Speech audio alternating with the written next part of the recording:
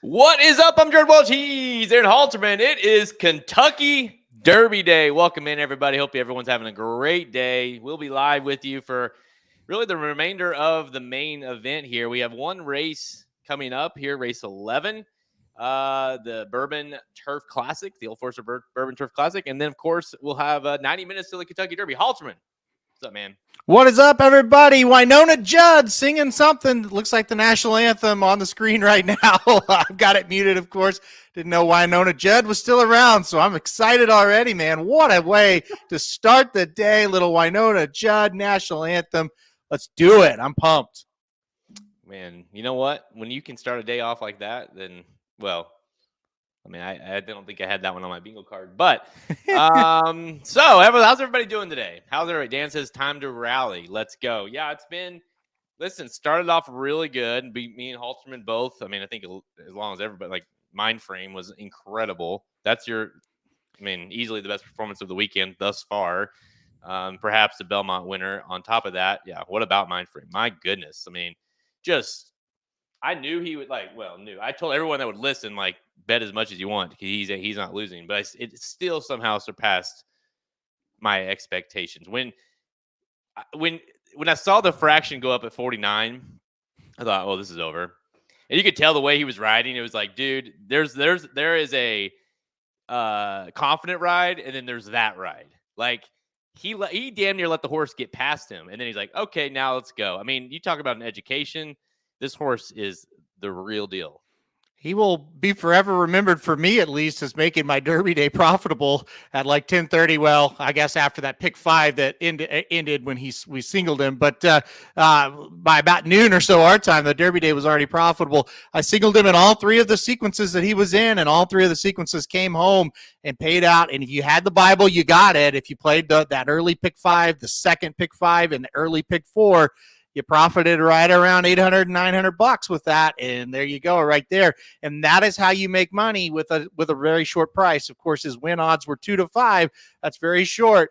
But when you single him, and then you get a little bit of luck, and you get a couple of prices home in the other legs where you go deeper, boom! All of a sudden, you got a big payout. Now, the flip side of it is, we've gone very cold the last 4 or 5 races, as with most of the country, because there's been some pretty improbable winners, but we still are alive in another pick 5. We got a big 4 races here to close it. And to the horse itself, look, he's 2 for 2, and he's been flawless in both. I don't really think he absolutely has to be on the lead. I think today he just fell on the lead because he's just faster than everybody in the race. But if they go really fast up front, I do think he'll sit and kind of rate off the speed.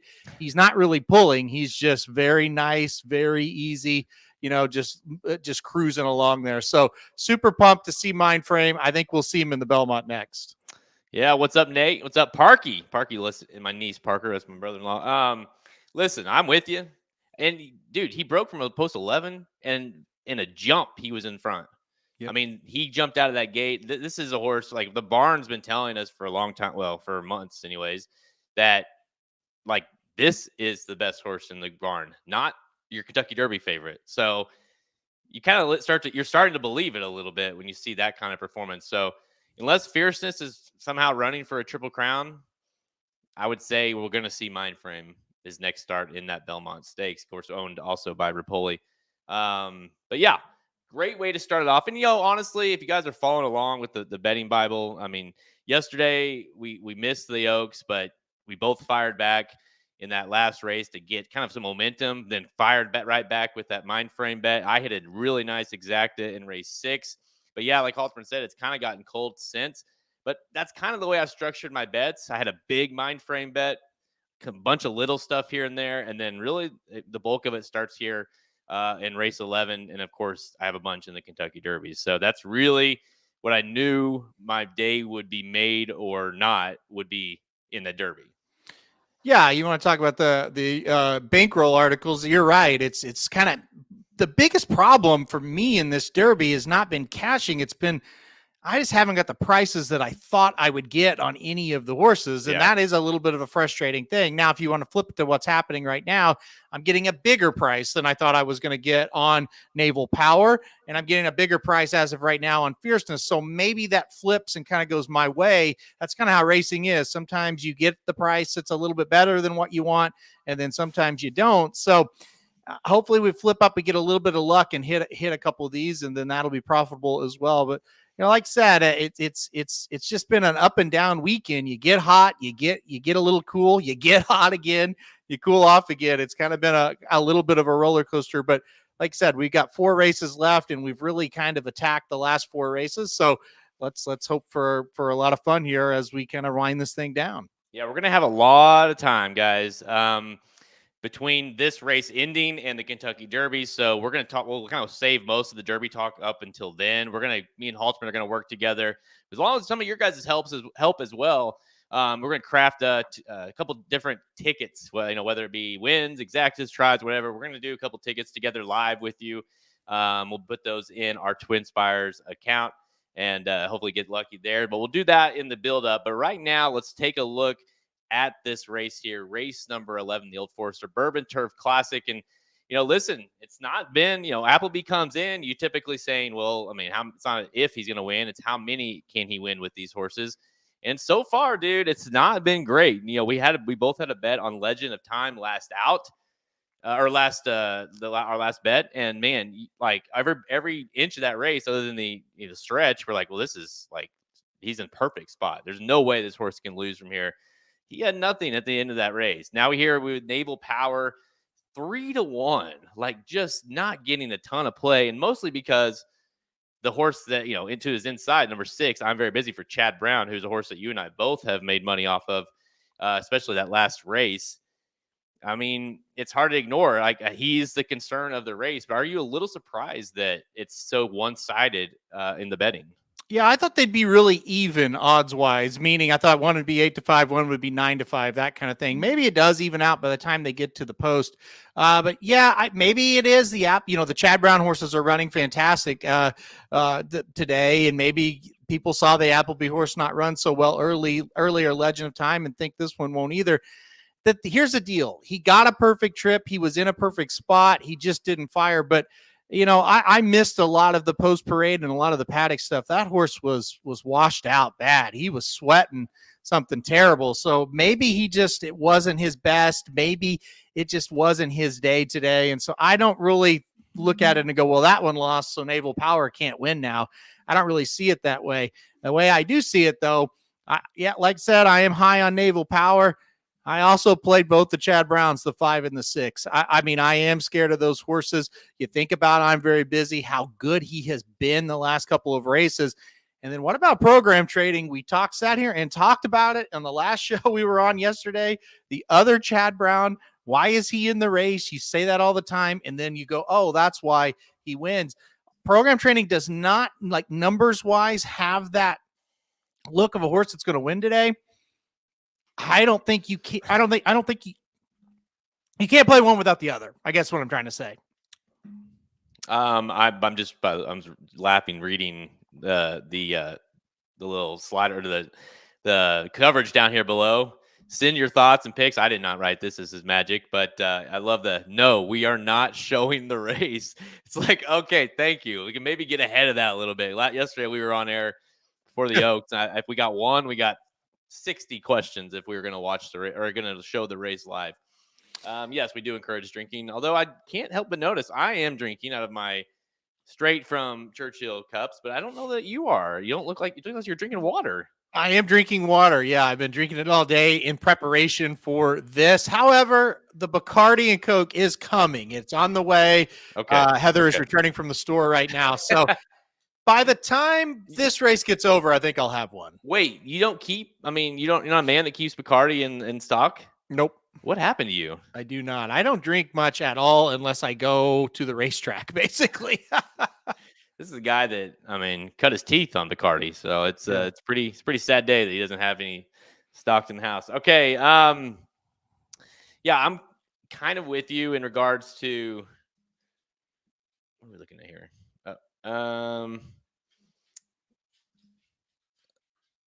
I don't know if that's not my screen, is it? No. Okay. It's like, am I showing mine?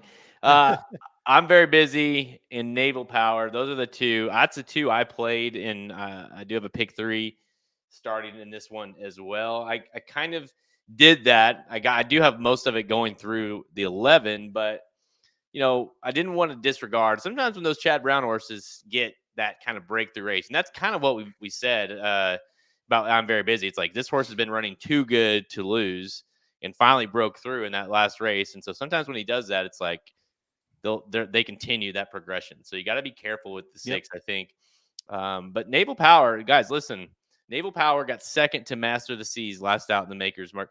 The thought was that Master of the Seas was going to be in this race. Mm-hmm. So I don't know exactly what happened. That and this horse was going to go somewhere else. But the plan was Master of the Seas to be here. So, I mean, the fact that Naval Power is kind of in his spot, I don't necessarily think is a bad sign whatsoever. I would be surprised because he ran a nice race that last out. Yeah. No, look, I thought he was fantastic in that race. I thought, the extra distance, I think, for this race will help Naval Power. There's got to still be some given that ground. It's listed as good. So I think the given the ground also helps Naval Power as well. I think this is a horse that should be totally fine with the surface. The one thing I'll say is it's very interesting how this turf course has played. It's been a little iffy. That we've had some weird races over it for sure. Maybe a few horses just didn't like the surface. So, the weirdness of the turf course that might become a factor here as well. We'll just have to kind of keep an eye on that. But look, I think at 3-1, he makes a ton of sense. Am I going to be shocked if Chad Brown beats Naval Power here with one of his? Absolutely not. That's why I went 3 deep. But on top, I think Naval Power is just a world-class type of horse. I think he's going to get the job done, and I think the price is right on him. Yeah, Jason, you're right, but typically that's enough. That's the thing. Like usually his B squad can win over here. He brings his B squad a lot. It's not always like a Master of the Seas kind of horse. So that typically has been enough. I think minus the 6 in this race, it is enough. It's just going to depend on what kind of race we see out of I'm Very Busy. I think either one. Really, I love the price. I mean, I'm a little like, it's almost like too good to be true. It's like, what am I missing here? Because 3-1 is more than fair on an Appleby horse. The Tory getting the mount. T-Gaff rode this horse, but Buick didn't come. He stayed overseas. He got other things to do over there. So, any other horses in the race besides the 2? And you mentioned the 5 as well, being the other Chad Brown, which tends to work quite well. Mm-hmm. Any other ones that you kind of like in here? Integration at 7-1 for Shug is taking a little bit of money. Far Bridge has been a kind of a solid horse. He kind of made his return back to the track last out. Now back with Clement, I should say, but did win on that kind of his return race as a 4-year-old. Any of those horses that you like underneath? Yeah, Integration for sure is one you gotta respect. This horse won 3 in a row. He went off as the favorite in the Pegasus World Cup Turf. And that was great for us because we had warm heart. But he didn't run all that well there. He went to the Maker's Mark last time out, and he ran behind Naval Power. Now it was quite a bit behind him, but he was right there. Running okay. So he is one that, listen, he had a ton of hype after those 3 wins. He's still a very quality horse. It would be interesting, or kind of, you kind of be a gut punch, honestly, if today was the day he kind of put it together at this big price of 7-1. But if you've got him on tickets, I think you feel pretty good. I think he'll show up with a big race here. I think 1 mile and an eighth, perfect for him. And if it sets up, he's going to come flying. Now, again, the biggest problem I have with him, Naval Power and him were kind of in the same spot in the race, and Naval Power easily kicked away from him. So what turns it around for Integration today, I'm not quite sure, but he's in with a big shot. Listen, 7-1 is a really good price on that horse. He's been bet down to 6-5 and 7-2 in those last 2 races. Yep. Yeah, I'm kind of with you. I don't think that he's got enough to win. I mean, he just hasn't shown it, but underneath, I mean, look at the horses he's been facing, dude. I mean, those last couple races, Warm Heart, I'm Very Busy, that race, Master of the Seas, Naval Power, and that other one. Like, I mean, the Appleby horses, Warm Heart, holy shit. So, yeah, I mean, this horse. Now, again, the problem with him is he's facing a bunch of them again here, you know, with I'm Very Busy and Naval Power. So it's tough to kind of make a case for him to turn the tables. But at 7-1, it's kind of like we talked about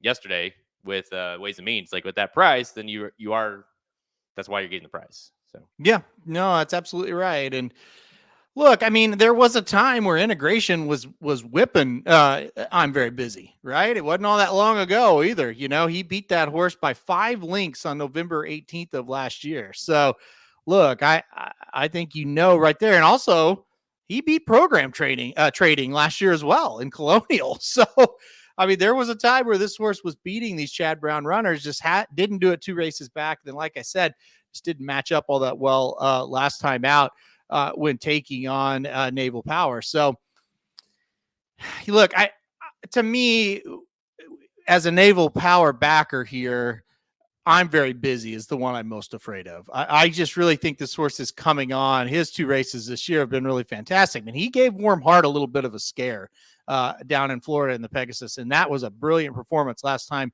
at Fairgrounds. But again, I don't think there should be this big of a gap, and the odds were on the right side of it this time. As far as who knows if we're on the right side as far as who's going to win, but as far as the odds, at least we've got the bigger price this time, which hasn't been the case a lot in these situations where you kind of felt like it's 50-50 who was going to be the favorite.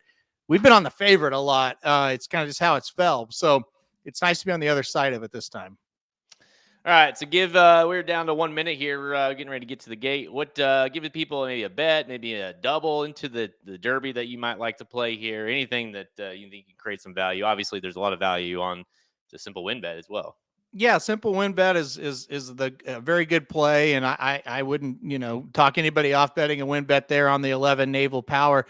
Here's the deal. I think this is a good place for the double. You put Naval Power on the first leg here, and you take your shots with Sierra Leone, Catching Freedom, and Fierceness. Those are the 3 I really like in the race, and so I'm going to stick with that opinion. So I would play the 11 with the 2-4-17 in the double. Yeah, let me look at some of these probables. Let's see, what number is this? The 11? Mm-hmm. The 11 Naval Power is 18-1 on Sierra Leone. With Fierceness, you're getting 12-1 on Fierceness. With the 6, you're getting 9-1 with Fierceness. So I mean, it's pretty low unless you like to. I would play pick one of these and then play, 1, 2, 3, 4 horses in the Derby. If you don't, unless you think Fierceness is an absolute lock, then just hammer that. And then in that case, maybe play both the 6 and the 11 here, and then single it to Fierceness. That way you're secure there. But either way you do it, I do think there is opportunity to kind of make some money. Again, like any horse could win that Derby. It's a Derby, but I do feel like the best. I mean, it's going to be something logical. I feel like. Yeah, I'm with you on that. I think you're right about that, and I think that's. Look, you're getting your price, and it's just like the Oaks last year. You're getting the price because there's so many horses and it's so spread out. So, let's see. They're loading up. Let's see what happens here with this one.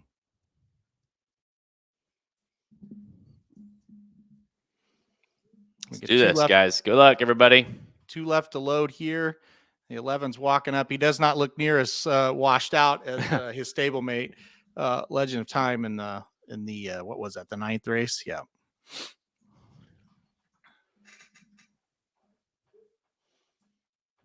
They've loaded the 11. Where is the 10? Okay, here comes the 10. They loaded them out of order. I think the 10's throwing a fit back there a little bit. 10, the Siege of Boston at 21-1. Not getting too excited about hopping in there. No. 11. They're all sitting there. No one's really acting out at all, other than the 10. Oh, they're backing up the 6. I'm very busy now. What are they doing? Are they backing them all out? I don't know. Maybe the 6 was having a little bit of issue. Yeah, they backed him out. The 10 is just standing there. I'm wondering if the vets maybe looking at him. I don't know. 6 is going back in the gate now. Okay, they're waiting for the 6 to load. Now they're going to try the 10 again. Here we go. Yeah, he doesn't want to load. Okay. Nope. They're going to try to push him in now.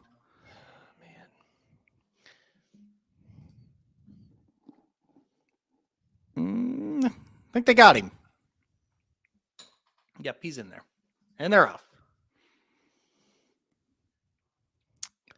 The 8's going to gun out to the lead, at least out of the gate. He looks like he wants to go. And it's going to be the 8 and the 5, I believe. Tori got 11, didn't break super sharp, but he got the 11 in a nice spot here. Really great spot after, now it's time to slow her down a little bit. He had to get the horse into a good position, but now look at this horse. This horse wants to run all the way to second behind that 8. Yeah, he's geared up, but he got him in a good spot. Then he's like, all right, you need to chill out. 24 and what is that? 24 and 5. Mm-hmm.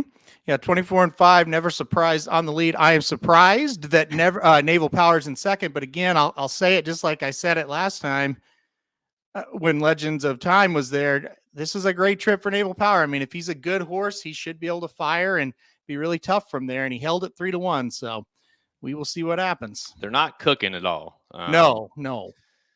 Again, this is going a mile and 1/8. They're going just 49 and 5 there. He's got him in a nice spot. The 6 is in last here. Not surprised. That's kind of what he does. But we'll see if he's can run down a couple of these horses here. He's making his run, Halterman. We'll see what happens when we actually can see them in a second. Yeah, I was saying we get where you can't see him. The 7's making a huge run too. Here comes Naval Power as well. Let's see if we have a kick this time from Naval Power. Yes, we do, but will he hold off the horses in the back? Here we go. Naval Power is ahead. Program Trading coming up the inside. That looks like it's going to be the biggest problem for him. Program Trading, Naval Power trying to hold him off. It's going to be desperately tight. Naval Power, Program Trading. Tight at the wire. I think it's Program Trading. Oh. Well, that's great for the pick 5. That's back-to-back non-favorites for the pick 5. So now we got to hit some. So we're going to get skinny after this. But, man, what a race that was right there. Wow. I'm glad you're excited. Yeah, that's 2 Chad Browns now that have won that weren't the Chad Brown you're worried about. Well, I mean, it's a day that ends in Y. I mean, if you are surprised by that, that's on you. I mean, this is what happens. And that's why you just have to use them. The 6 doesn't fire one bit. He did everything he could do to keep that 5 against the rail. Yeah. It's another horse that ran an excellent race and got beat by another horse that ran an excellent race. I still thought he was gonna hold him off the whole time. I thought right here, there as a replaying right at the wire, it's like, okay, maybe let's see the head bobs here. 11's ahead, 5's ahead, 11, 5, 5, 11, 5, 11. 5. Oh, man. Oh, wow. That's wicked. That is wicked. That is as bad as a beat as it comes on a head bob. Listen, 11 had the lead before that last bob. Yeah. The 11 got back ahead. Yeah. Wow. What a race. Oh, that's disgusting. That is a disgusting beat. Disgusting, Dan. Disgusting, Rodney. That is. Yeah. Listen, I mean, that one fired at least. I mean, he ran a huge race. The 11 got the perfect trip. This horse was really sweaty as well. As they zoom in on him here, they come to the wire. This horse was super sweaty as well. Unbelievable. Both of these Appleby horses, but this one ran a huge race, just got beat by another huge race. Oh, man, brutally close. Yeah. 5-11, 5-11, 7-1 going to be the official order. Man, what a race that was right there. Whew. Disgusting. Oh, man. Fantastic race. Oh, look at this. They're coming now. They got the overhead view, and my goodness, these two laid it down. This is what horse racing's all about. Absolutely laid it on the line there.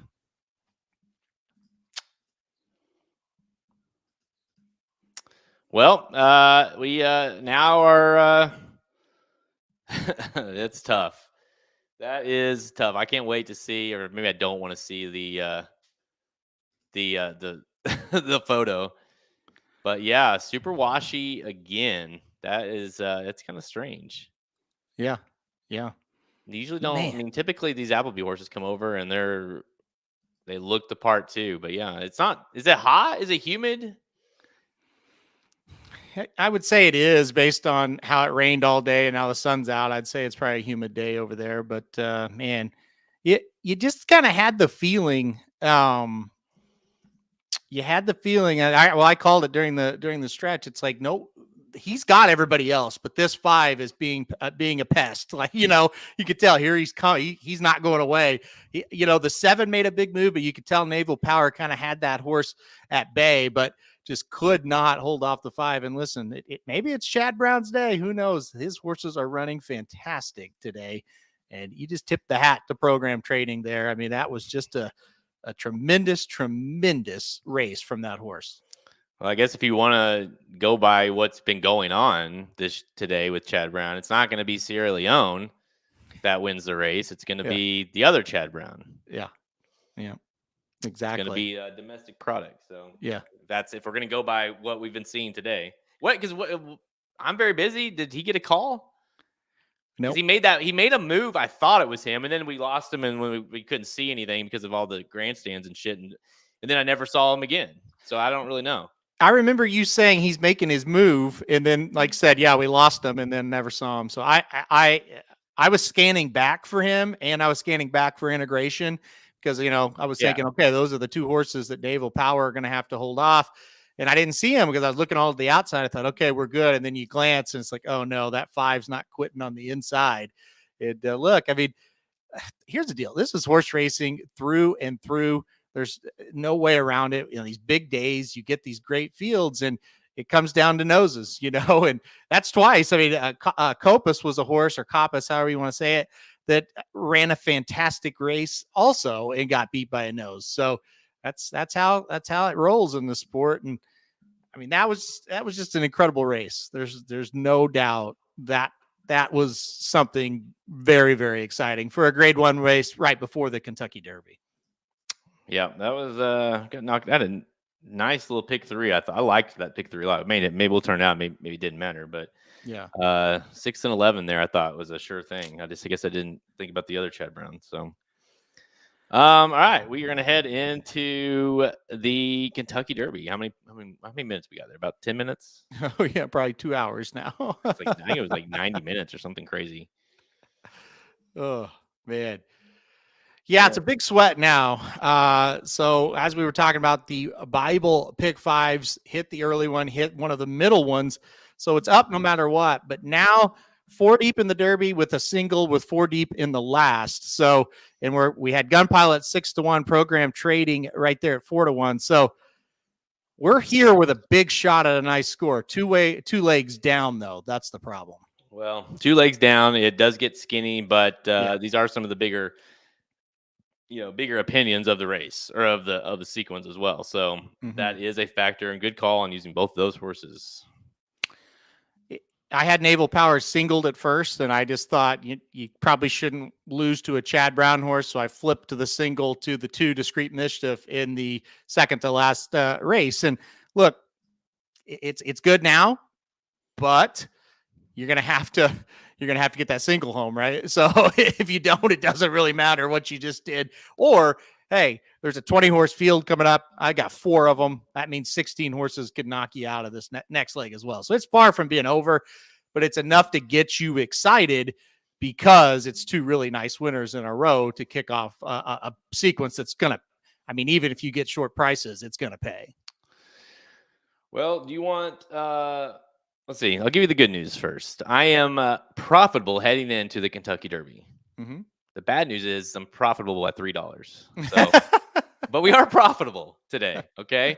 Yeah. We're down a little bit, down $46 yesterday. So down about $43 on the 2 days. But really, like I said, it's all going to ride here on, which I knew I kind of just wanted to get to the Kentucky Derby, hopefully be up. But if I'm not, like knowing that, hey, a lot of this is going to go through the Kentucky Derby. So not in a bad spot, really. And like you said, that, we got fortunate with that exact earlier, but, had a win bet on Copas, had a win bet there on Naval Power on top of a pick 3 starting there. So kind of a little bit like yesterday, where you had some, they ran well and you couldn't always, kind of pull through there, so it's been a little frustrating, but again, we can all change those things here in the greatest 2 minutes of sports coming up in, what is it? 78 minutes.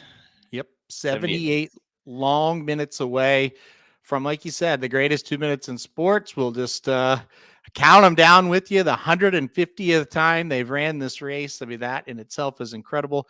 And how about the post-time favorite, the favorite as of right now, 7-2 on Fierceness.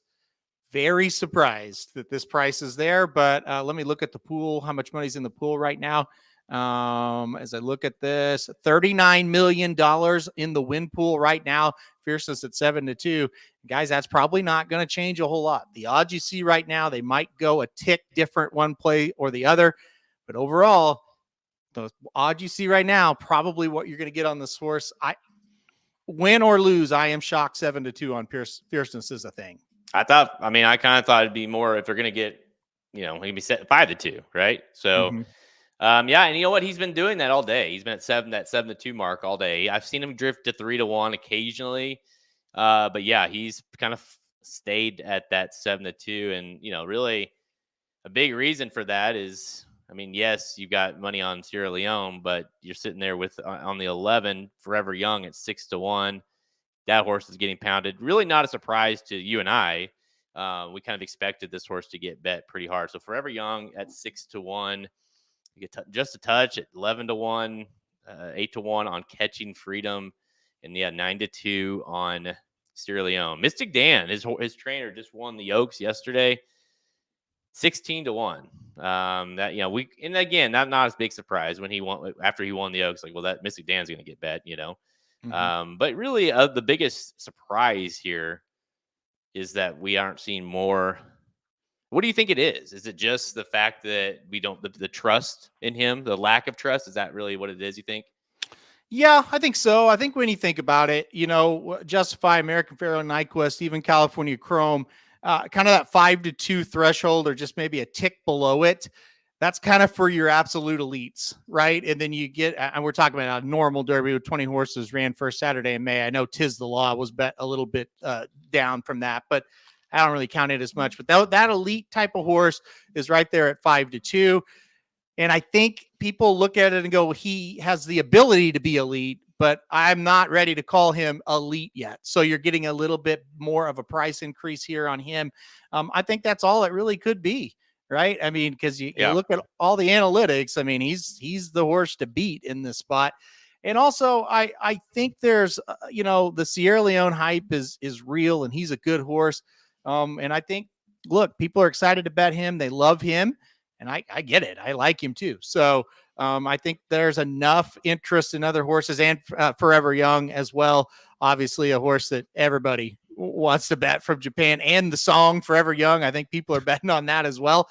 So there's enough other horses in here that are interesting that you're getting a little bit of a higher price on that inconsistent horse. Yeah, I agree. It'll be interesting to see. He's just the other thing too is like he's kind of, I don't know if boring is the right word he's not like a showstopper looking horse. He just is kind of an average looking guy. I think there's probably better looking horses. There's better better stories, I guess. And so I mean, you're going to get a lot of people looking at other options just based off of that alone. It is the Kentucky Derby. We see weird money in the Kentucky Derby, weird pools in the Kentucky Derby, and the Rich Strike thing. You don't. A lot of these horses don't get. It's hard to have a horse float up to those big prices anymore because of what happened with Rich Strike. We just simply don't allow it. So that adds a factor as well. Yeah, Steve needs Fiercest, Catching Freedom, and Just Steel trifecta. Do they have all three of those horses? My They do. gosh. Yeah. What a life you guys live. I don't have one horse in the race. And listen, is that a trifecta that's not like I mean, that could happen is what I'm trying to say. Like those are three horses. Way doable. In fact, I would do it in that order. Like, I think that's you could play that cold and I would like your chances. So yeah, that's a hell of a three. And honestly, I would be a little, I mean, it's the coach, so I don't know how surprised I'd be. A little surprised if Just Steel won, but the other two, obviously not at all. So, let's see here, guys. What we got? When do they start the walkover? Oh, it's going to be a while. I mean, we got 72 minutes to kill here. They'll start walking over about the 40-minute mark. So we got a lot of time to wait. Update on the pool: $40 million now in that win pool. So that means $40 million total being bet just on win wagers for the Kentucky Derby. And Fierceness sitting right there at 7-2. He did not move at all. I think that was another $2 million added, and he did not move one bit. So again, this pool is very mature now. There's going to be more money for sure to get put into this thing. This is a very mature pool now. To move the odds now, you're going to need a massive amount of money on one of these horses, especially if they're favorites. Now, if the long shot's 40-1 and you get a huge bet on them, that will move them down to the 30s. But to move that number from 7-2 to 3-1, it's going to take a massive amount of money. And same goes for Sierra Leone at 9-2. So it's always kind of fun. One of the things I like to do is just watch the money pour in as we get closer and closer. Like I said, now almost 41 million with the new tick here as we watch it on Twin Spires. Man, I just watched the replay. That was just, by the way, the 6 was right in the spot, got in the top of got in a good spot, was right there, kind of make his move, and he simply just kind of ran in place the whole stretch. Yeah, he kind of, as those two, two winners or two almost winners extended, those two, he just kind of spun his wheels. Yeah, I'm watching it now. They're still on the stretch, but I don't know that I want to watch this again. By the way, that was an $80 nose for us. Yeah. $80 swing there. If he wins, we profit $60 ish in the Bible. He lost. We lost 20. $80 difference there. It's on the nose. That's how it goes, though. Yeah, but if you hit the pick 5 in the Bible, that $80 is not going to make any difference because the nose getting down on the 5 is probably worth a lot more than $80 in the pick 5. So exactly. That's racing. There's good and bad things, but there's no doubt. Obviously, we wanted the 11 to win that race for all the wagers, and that's just a killer. And you listen. The horse, the Chad Brown horse that lost to the other Chad Brown horse, this horse, just FYI, they really all fired. They just didn't win. And this one's probably the worst yet because the 11 really ran huge. I'm watching the head on of it now. I think you said it. I think Dettori really tried to get in there and crowd that 5. Yeah, he did. Look at him going over here. Masterful ride. You can't blame him. He really tried to bump him. And it didn't work. Yep. He definitely rode. Nothing too bad, but enough to try to discourage that 5 from coming up the rail and get props to Pratt. Look at that. There's the photo. Yeah. It's a rough one. That's actually further than I thought it was. Let's put it that way. Yeah, definitely. It's a little bit further away, but look, I mean, it's still a heartbreaker, and that's just how she goes sometimes. My buddy, or our buddy, I should say, Paul's at the racetrack. He said, yeah, he bet the 11 hard to win. He said, I saw the 5. He said, I just started praying. He goes, but God doesn't care about degenerate gamblers. So I thought that was a really good line from Paul, and a true line, I'm sure. He does not care at all about us degenerates. He said, too bad. He shouldn't have bet it. Just a touch is y'all need ACB is all you need. So, yeah, just a touch is a horse I did leave off the pick 5. So we'll see. And that's one that would be, I'm sorry. Yeah, that's one that would be scary for me. Just a touch is one I would be scared of. But look, I'm scared. It's the Derby. I'm scared of all of them, right? We have seen this time and time again. A horse comes up and you're like, I haven't bet that horse all year. And he just won the Kentucky Derby, So, in this race, the anxiety from a bettor and from a handicapper it's as high as it gets in horse racing. There's so many things that can happen. So we'll see. Got a visitor. Hi. Hi. Who's going to win the Derby? I don't know. You don't know? Okay. Yep, that's Aaron and me. They just got here. Has the Derby run yet? No, it is not. We have a lot of time, buddy. 68 minutes. 68 minutes. So we have time. We're gonna craft a couple tickets here, guys. So we're gonna need your help with the ticket structuring in Exacta. I don't know. What do you want to play? Well, I mean, look, I think the trifecta and the superfecta, that is kind of the holy grail. So if we're going to kind of structure a combined ticket, I think that's probably a really good way to start. And like I said, you hit the super, you hit the try, and the Derby. Like I said, that is the holy grail. Almost muted. That's to me. That's I always like. I'm not a huge trifecta player, but when the Derby comes around, I always try to play at least one tri bet. Because the payouts are so huge in this thing. And it really doesn't take, I mean, yeah, there's like the year we hit it for what, $4,100. Like, yeah, we had some long shots in second and third, but at the same time, the tri pays every year, even if it's somewhat of a quote unquote expected result. So the pools are just so large in this thing that you get rewarded even when it's somewhat logical. Yeah. No, absolutely. And yeah, Always Dreaming was the winner that day. And he was the favorite. But when you got, looking at Lee coming in and who was the, it was, was it Battle of Midway? Yeah. That helps. That helps quite a bit. That's a favorite over like a 30-1 over like a 40-1. So that'll help your ticket quite a bit there. So yeah, I mean, yeah, if you want to play a ticket on top, you put fierceness on top of one and get some prices underneath, you're going to be absolutely fine. So that's just something to keep in mind. Let's see. Still sitting at. Yeah, hang on. Let me shut the door. So 66 minutes to post, first of all, 66 minutes to post. So you got plenty of time. If you're looking to see the race, no, we will not show the race. We do not have the rights to show the race. Only NBC actually can show the race, or I believe maybe Peacock. I don't know if it's on a Peacock app, but NBC has the rights. We will not show it, but we will kind of call it. We'll let you know what's going on during the race. But yeah, and you're still, like I said, if you're coming in looking to watch it, don't worry. You got 65 minutes to find a way to do it.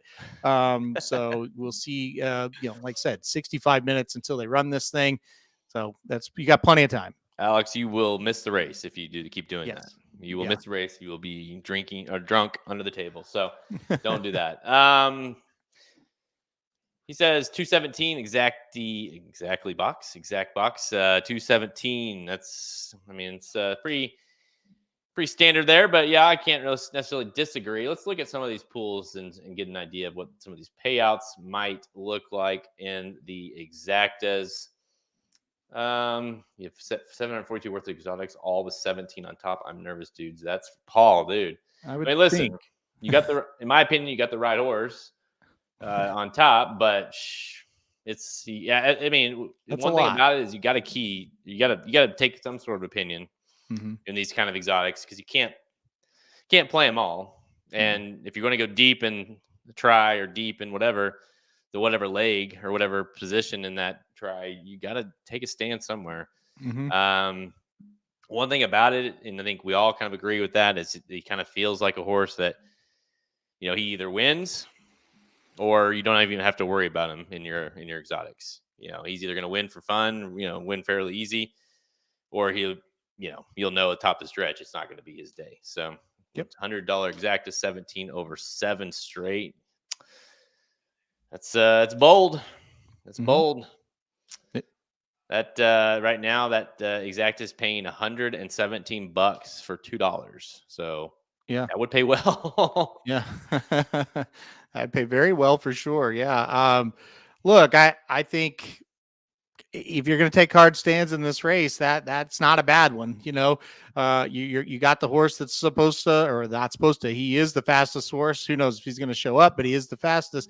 And you got the hype horse. You got the horse a lot of people like in that second spot with Honor Marie. So I think it's good. $1,000 on Just Steel would be amazing if it hits. He's 22-1.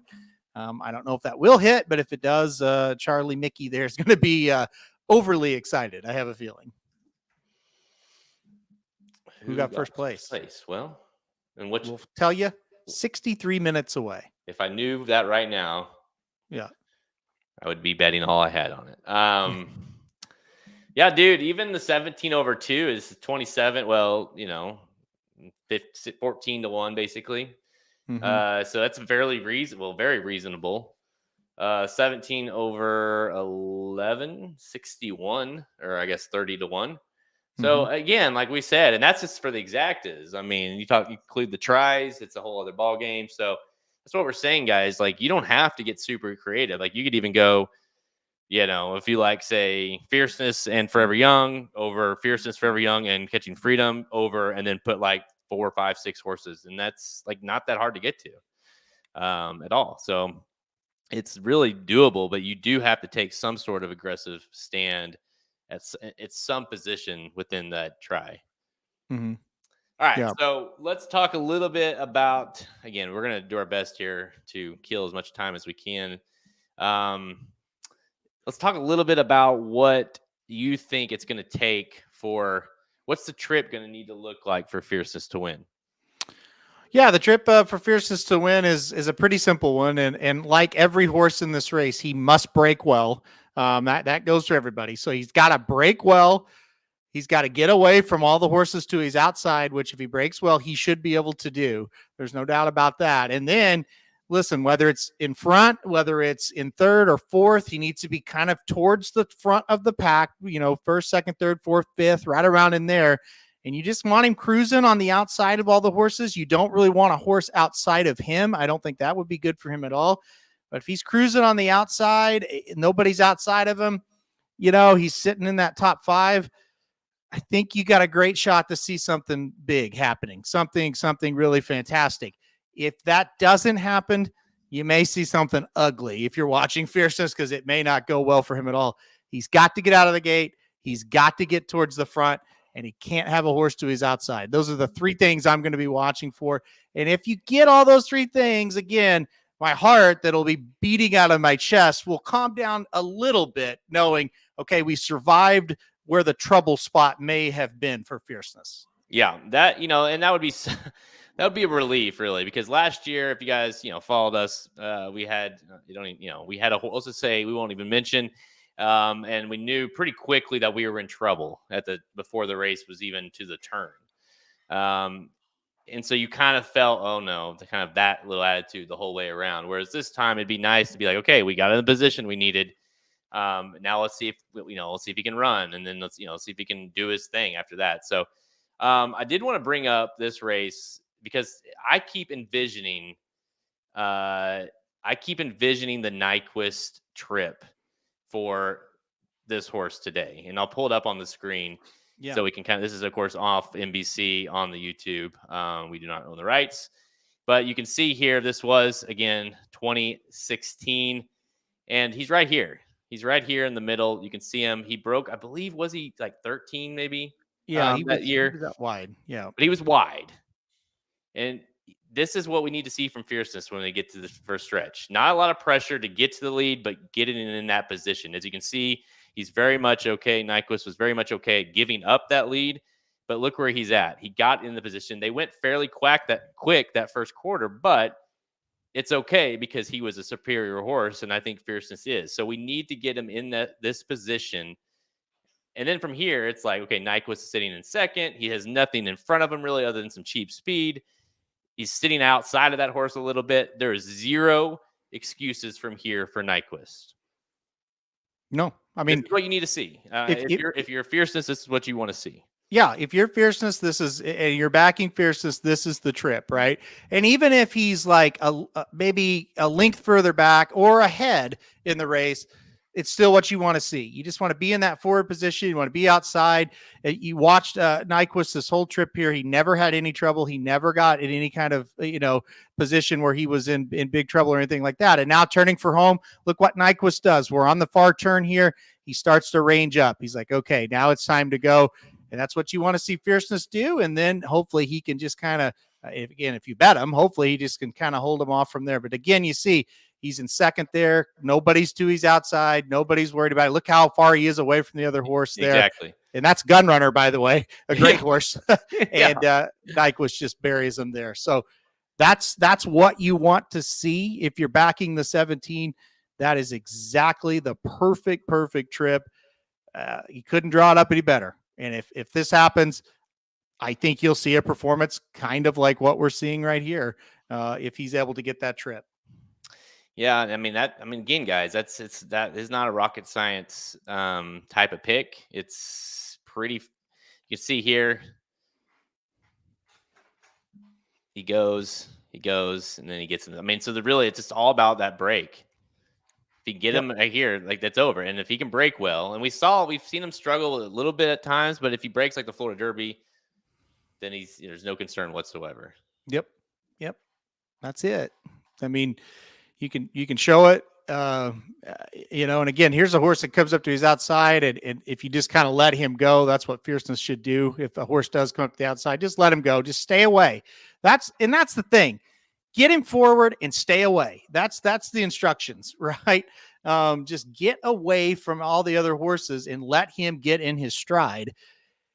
And if you do that and he still loses, then you just go, well, hell, what could you do, right? But if you get him in that spot, then it's just up to him from there.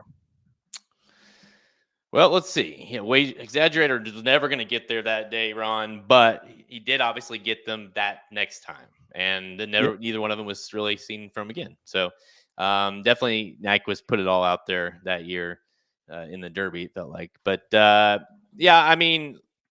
when doesn't it run here soon? Yeah, Wendy, it's going to run here pretty soon. It's going to run in 56 minutes. 56 minutes to post to Kentucky Derby 150.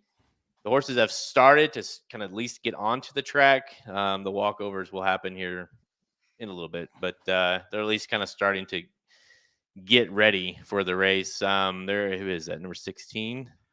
Yeah, they're showing number 16, Grand Mo the first right now. He was the first to hit the track, but they're kind of just walking around where the gate is to get onto the track from the barns. It's still a little bit early. Sometimes ones that have a little bit of energy, they'll get them out there early, kind of get that energy worked up. Because don't forget, these horses are going to walk with a mass of people over to that paddock. They're going to see a mass of people once they get there. I mean, they're going to be around people for a long time. So if a horse is nervous, now's the time to get out there and get it out of your system. Try to get him back behind or back away from everybody and get him calm before they have to go make that very, very tough walk over to the paddock.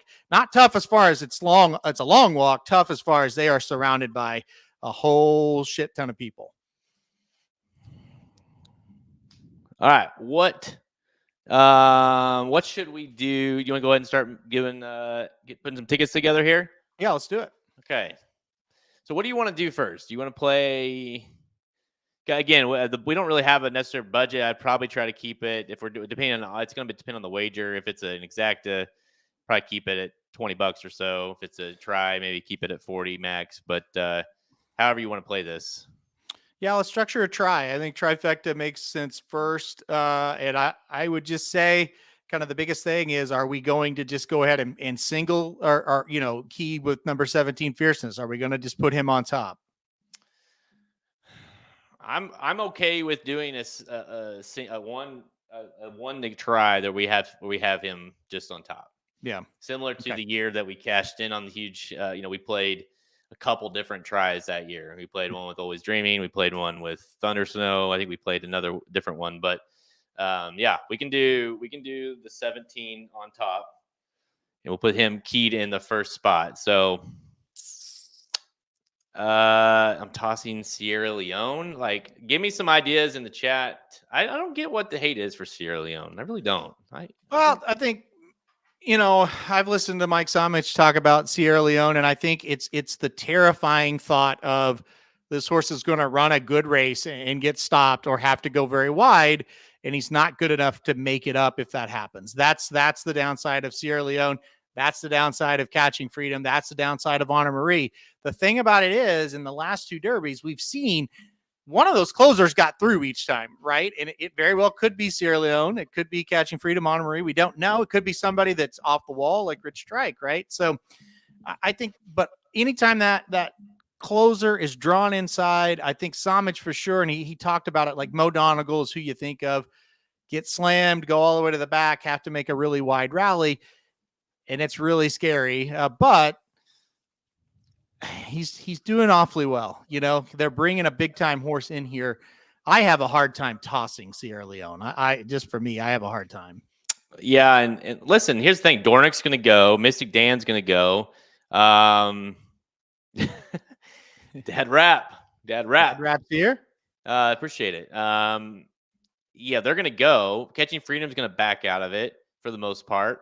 Honor Marie is going to back out of it. There's not a lot of horses there that's going to give Sierra Leone a ton of pressure. So I just don't know that TGAF is going to have a ton of, like, we kind of know what the decision is going to be made. So as long as he doesn't get too banged around and get some, he's a big horse. So, I mean, he's a big horse. He's going to hold his ground fairly well considering. And if he can get in a little bit of a pocket trip somewhere and like not have too much trouble, then all of a sudden we go back and look and say, wow, he got a great trip. Look at this. He stayed on the rail the whole way. He ducked out at the top of the stretch or the turn. Look at it. You know what I mean? So I think you can, now I get it. Trust me, I understand. He's a closer in the Kentucky Derby. He drew inside. It's tough. I totally understand that. But I do think there's also a situation where we look back and say, wow, he got a really good trip, all things considered. So for the reason I just don't, as talent, listen, he's top 3 in the race, talent-wise, I think. So, listen, if he can overcome that, he can hit the board at the very least. Yeah, no, I agree with that. And like I said, you definitely kind of just assume, it's not going to be the greatest trip for Sierra Leone. But again, there are situations where horses from the back do get through and they get it done, or they come wide and they're just better than everybody else and they get it done. Now, I'm not really sure if that's going to be the case with Sierra Leone, but he certainly has a great turn of foot and maybe he can overcome some of that. I mean, that's the decisions you got to make. And to me, playing Sierra Leone, playing Fierceness, a lot of people are going to chuckle at this, but it is similar in the sense that, and I know you're going to say, well, Sierra Leone's way more consistent. Definitely true. But in the sense of what kind of trip are we going to get? It's kind of similar. Both of them are going to be dependent on the trip. If Sierra Leone's a big horse, if he gets slammed, he's done. If he has to go 8 or 9 wide, he's in big trouble. In the same way with Fierceness, but just the opposite. If he doesn't get out of the gate well, if he doesn't get that spot, he's in trouble too. So they're both, it's scary. I think you're holding your breath if you bet both of them as far as the trip goes. That's not a knock on either horse. That's just who they are and the reality of what's happening right now. So, by the way, a lot of the horses are now on the track and circling. So we're getting close to the walkover here. Both the Japanese horses wearing hoods. So that's always kind of cool to see that. T.O. Password looks like Batman, Jared. He definitely looks like Batman with his hood on. It's all black. Wasn't it Lonnie that did that too? Yep. Do you guys all really bet? We do really bet. We're actually putting together a bet as we talk. Yeah. Literally as we okay. So back to it. I'm gonna go. We'll just do this. We'll go through and we kind of at least we can weed out some of this, right? But let's start to go through this, okay, and say, Dornick, I don't want to put in the second spot. No. I want to put Sierra Leone in the second spot. So yeah.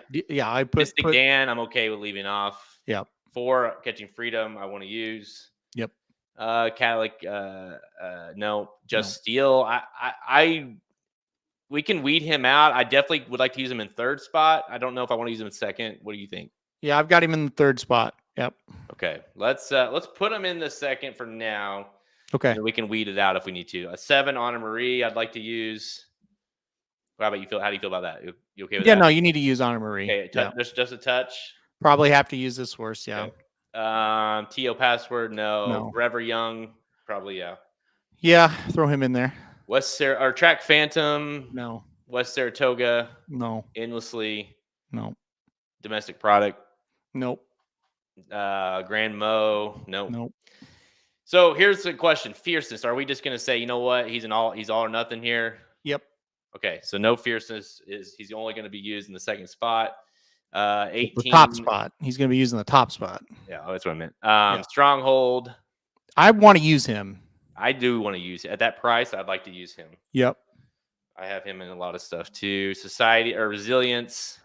I'm on the fence. Put him in for now. We can eliminate him. I'm on the fence with him. Okay, Society Man and Epic Ride. No, for me on both. No. Okay.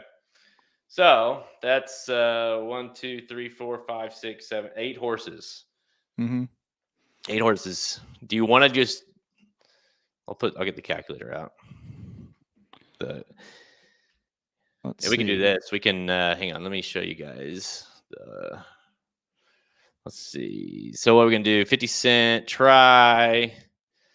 And we'll do 17 over 2, 4, 6, 7, 8, 11, 18, and 19. If we did those two, the exact same ones again in the third spot, that's a $21 ticket. I think that's fine. I like it. 2, 4. Yeah, I don't see anything wrong with that. That's a $21 ticket that's going to pay at least a couple hundred, at least, even if you get the 2 favorites in, I believe. So I'm good with that. I would have Magic do it, but he is MIA again. So let me add this to the screen. Yeah, we need to play about a 5-minute video here at some point so I can go make a drink for this race. Yes. Get Magic to do one of the, like, don't we have like some of those videos like of us talking about the horses, you know? Mm-hmm. Yep, I'm on it. Okay. He's gone again. Look at that. There he he doing? is. He's probably eating cupcakes or something. So, yeah, type in there you go. So let's talk about the try, and then we'll have Magic play the video. Hang on, let me change something here. Okay. 50. We'll do 50 cent trifecta derby. Trifecta. There you go. All right. 17. That's 17 in the first place spot. That's all we're saying. And then 2, 4, 6, 7, 8, 11, 18, and 19 over 2, 4, 6, 7, 8, 11, 18, and 19. Same horses in second and third spot. We're keen. Fierceness only in the top spot there. And we're going to probably want to play that again, guys. That is I think it was a $21 ticket. Is that what I said? $21. I think that's what you said. Yeah, $21. $21 ticket. Yeah. Okay, so that's I'm okay with that. Yeah, I think that's fine. I mean, you got a lot of coverage there, and you just kind of pray that it comes in like 17, 6, 18. That'd be amazing. That'd be a lot of money. Yeah, I mean, listen, this is how we hit a huge one. We've hit it multiple times, but this is doable. But we do need one Halterman. Let's use that for now, and then let's get a video going, get our drinks made, and then we'll do another one. I'd like to do one with Fierceness out. Okay. Because we need one. We need cover. Yes, that's a good ticket. If he fires, I think this ticket is extremely likely to hit. Okay. But if he doesn't fire, we want something that gives us coverage there too. So we want a blow up ticket. Yep. I like that. So let's do we have a video keyed up, or do we need to kill time? All right, Magic's gonna throw out a video here, and we're gonna come back stay here, guys, but the video will come up previewing. I don't know what's going to preview, but it's going to be something related to the Kentucky Derby. All right, go for it. What's up, guys? Jared Welch, RacingDudes.com, back for another Kentucky Derby horse capsule. That's right. We are just week and a half away, right?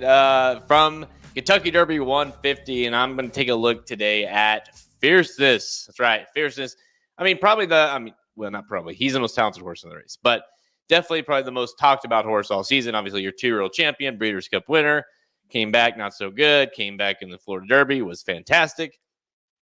I don't know. We'll find out, right? So let's go through the tape. Let's go tell kind of the stats behind the horse, and we'll get to the kind of the pros and cons and all that good stuff. All right. Owner's Repoli Stable. He's 0 for 7 in the Derby, actually. So his best finish was that Mo Donegal year, 5th in 2022. Of course, Mo Donegal went on to win the Belmont Stakes. Todd Pletcher trained. He has a record 64 starters in the Derby with winning with Super Saver and Always Dreaming. He's got John Velasquez in the irons. He's 3 for 25 in the Derby. With Animal Kingdom, wins with Animal Kingdom, as well as Always Dreaming and Authentic. So this guy, obviously, you got a guy like John Velasquez in the irons, you're good. Here's where it gets dicey. We'll go to the career earnings, $1.7 million in earnings. He is sired by City of Light. He's out of a Nona Bella dam by Stay Thirsty. It's a homebred, so no cost on the sale there. But 5 total starts, 3 wins, and 1/3. So there's the concern, right? We talked about Sierra Leone, kind of how consistent he was. Not this gun. Not this guy. Oh my gosh. I mean, have you ever seen a horse that's more inconsistent than Fierceness? It's insane. I mean, this horse goes from looking like a surefire Triple Crown winner to maybe he like splits the field. That's how inconsistent he is. He's an all or nothing horse. The Champagne was awful. Like, I think you can forgive the Champagne. You could have, forgiven the Champagne.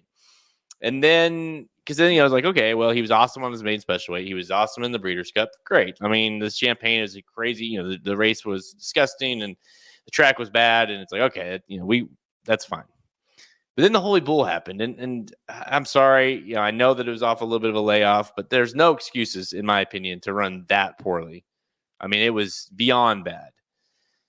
And then, of course, the Florida Derby, he was fantastic. So it's just he really is. He's the victim and the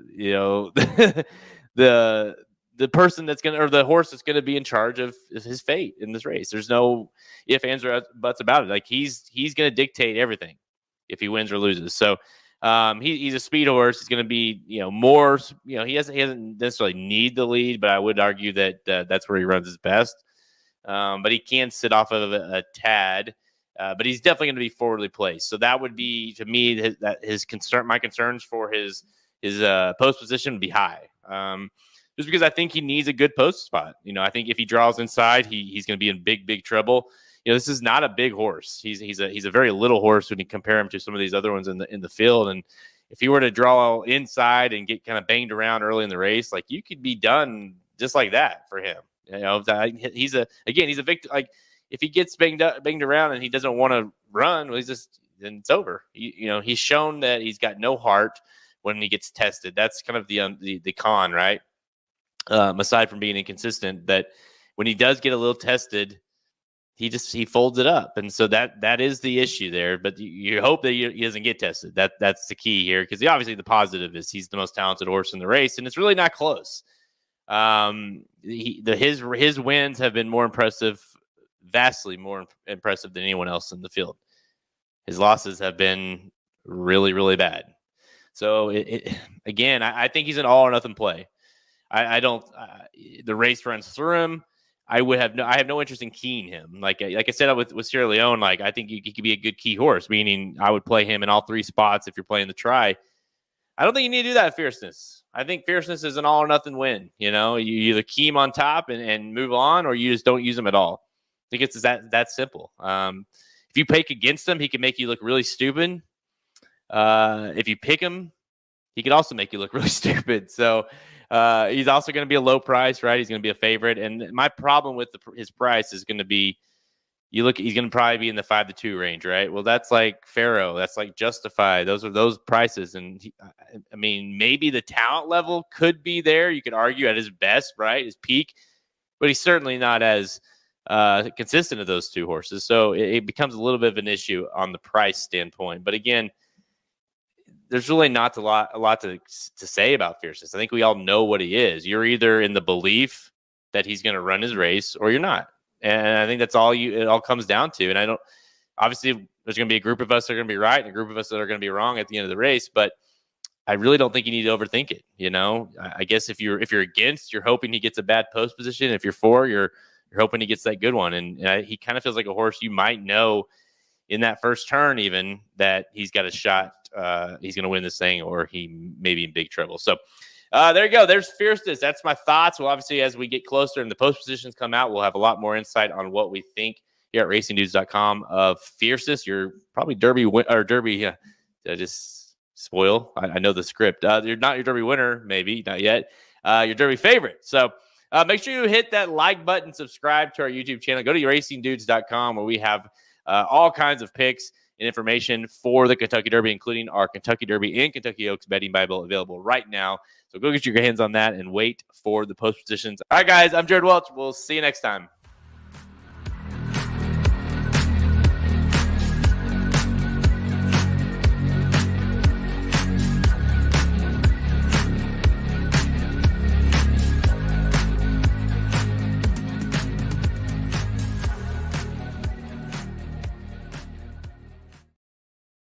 All right, what's up, guys? We are back here, and I've got my drink, so that was good timing. There's Jared. He's back as well.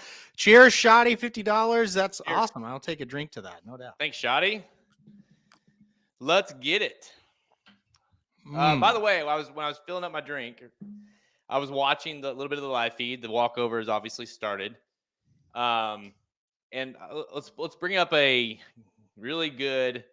This is like a would you rather type question. It's a hypothetical. Ooh. I think it's very fun. And especially for those of us in here who are parents and dads. Like, imagine that we hit the top of the stretch and there's Track Phantom. He's gotten super brave, right? He's so brave today. He's running his huge race. It's Steve Asmussen. He's never won a Derby. Here comes Just Steel, who his son is riding up to his outside. As a father, what is he doing? Because, I mean, Steve is such an amazing guy. Like, he is a good family dude. Like, who's he going to root for? Woo. I think he's rooting for Just Steel. I really do. I think at the end of the day, he probably sits there and think, my boy may not get another bout like this and a chance like this. I think he's rooting for Just Steel if that happens. You know, I think the political answer that he would have to give in public would be, I'm rooting for my horse, because he's got powerful connections, you know, owners, I should say, that are saying, hey, look, you better be rooting for our horse. We're paying you thousands of dollars to train this sucker. But at the end of the day, man, I'm not a father, but let's say it was my nephew. Okay. I would probably be rooting for my nephew at that point. Yeah. Isn't that good? Like, I just think I'm the same way. I think, yeah, dead heat. I think they'd be rooting for a dead heat. That'd be the perfect example. But I mean, even if with Keith, you know, imagine him ranging up there on the side and thinking, oh my gosh, I know Dad's horse, right? You know, and here he is. Yeah, that would be. Now, I don't know. It's probably unlikely that's the scenario, but there is a scenario that Track Phantom is in the lead for a very long ways, and I mean, that scenario is plausible. But yeah, just thought they were interviewing Steve, and he kind of gave a no comment type of answer. But I think deep down he would definitely say, because, like, listen, like you said, this might be one of the only times. Because one thing they've talked a lot about on the feeds over the last couple of days is these jockeys that are super tall. Like, he's not really built to be a jockey. Keith isn't. They don't last that long, right? Because of it's hard to stay that thin, that light for that long because their bodies aren't equipped for it. And so, like you said, this might be one of the few times he has a Derby mount. And so I think Steve would definitely root for his son. Well, they actually, Jenny Reese actually did an interview with both of them. It's up on YouTube, and you can check it out now. Well, after the race, check it out, right? But it was very good. And Steve's answer to this was, I'll be rooting for my horse, but Mom will be rooting for Keith. And so Mom will keep me informed of what Keith is doing, and I'll keep Mom informed of what my horse is doing. And then if one of them starts to drop out, I'll focus solely on the other one. So a very diplomatic answer. They asked Keith about it, and Keith said, all I can tell you is in the Arkansas Derby, when after the race, and Steve had 3 horses in the race, he went to each jockey and said, what happened in the race? Because you know what? I was not watching. I was watching Keith try to win on Just Steel. So I think there's your answer right there. Looks like 6-1 on Forever Young. We're down to 3-1 on Fierceness. 3-1 definitely seems to be the floor, Halterman, which is great. 8-1 on Catching Freedom. 9-2 on Sierra Leone. There are some words that that the 7 on Marie's been behaving badly. I've been watching it now. I haven't seen anything of that. They are in the new walking ring there at Churchill Downs, which is pretty sweet. But that's as far as they've made. They have the horses have survived the walkover, which is always just it's always amazing how with the walkover. Hey, Papa Dude, what's up? It's like it amazes me how like we're so careful. These horses are so taken care of. But then the walkover happens, and everybody's friend and uncle and cousins are all out there on the track right next to the horse. No one gives a shit. Yeah. So it's always funny when they walk over with that. But hey, Papa Dude, how's it going? Well, I heard your question. I thought it was great, so I thought I better jump on here. You're a big Asmussen guy. Yeah. So what do you think he would say? Yeah, I think probably Steve would be rooting for a dead heat, maybe. Yeah. That is a fantastic question though, because that's the only thing he's got left. Well, especially the fact that he's never won one. That's the key, right? Yes. And it's really a great question. He would probably be pulling for his son, I think. But it is that thing of he has tried and tried and tried. It's the one gap on the resume. So you'd almost be like, oh my gosh, like, do I really want to root for my kid? Because I really want to get this box checked today if I've got a shot at it. Yeah. It makes you wonder if he'd slow down a little bit if he won the Kentucky Derby. No chance. Probably no chance. No. I think the reality is too. I mean, he's got to know, like, he's 41-1 in the race too. Yes. Like, it's not that we have Epicenter out here or something. I mean, he knows it's probably unlikely that this horse can get the distance anyways. Yeah. So part of him's thinking, well, maybe we get lucky, but if it's not us, hopefully it's number 6 that comes flying by us when my horse tires. So. Yeah. How long until the race? We are sitting at 31 minutes to post. Papa Dude, we before you got on here, me and Halterman put together a Derby trifecta there. You can see there on the screen. Listening. We keyed Fierceness on top with a bunch of horses. Yep. We got Sierra Leone. We've got Catching Freedom. Yep. We've got Just Steel. We've got Honor Marie, Just a Touch, Forever Young. We have Stronghold. And who's the 19? Resilience. Resilience, that's right. Yeah, we did include Resilience. There you go. So we have those horses, but we wanted to put together another trifecta that does not have because I don't know how. I'm pretty sure you probably would agree. If Fierceness runs his race, like that ticket has extremely good chance of hitting because that we covered a lot of bases underneath. No doubt about it. But if he doesn't run, you're screwed. And we can all agree if he doesn't run, he's not hitting the board. Probably not. No. And so let's play a ticket without him on it, period. So I guess the first question becomes, who are we using as a key? Do we key 1? Do we key 2 and the Sierra Leone and Catching Freedom? What do you guys want to do there for this one on the top spot? Well, I'll go first. I'm just scared to death of that 2 slot for Sierra Leone. I really am. So I don't know that you want to single Sierra Leone. I don't know whether you want to do that or not. What do you guys think? I don't want to single him for sure. Definitely don't want to single him. No. If I'm going to use him, I would use him with the 4, but do we want to use 2 horses in one spot? I don't know. Yeah. The conundrum with the race, once you get Fierceness out of it, is you start to realize the other horses in this race have a lot of problems themselves. Yeah. And look, the 2 and the 4, it's not a consistency problem. It's not even really so much a talent problem once you get Fierceness out of it. I'm saying it's a, hey, will they get the trip problem? They both drew inside. It's both it's going to be a 50-50 proposition on that. So there are problems with all of them. And then the horse that I think, I don't know if all of us, but I really project just a touch, I think is going to get the perfect trip, but I don't think he's that good of a horse. I think he's good. All these horses are good that are here. I don't know if he's good enough to win a race like the Kentucky Derby. And so that's where the problem goes. Okay, Fierceness is out. Here comes the one where we're going to play Fierceness out of it. Well, who do you rely on? What do you, the Japanese horse?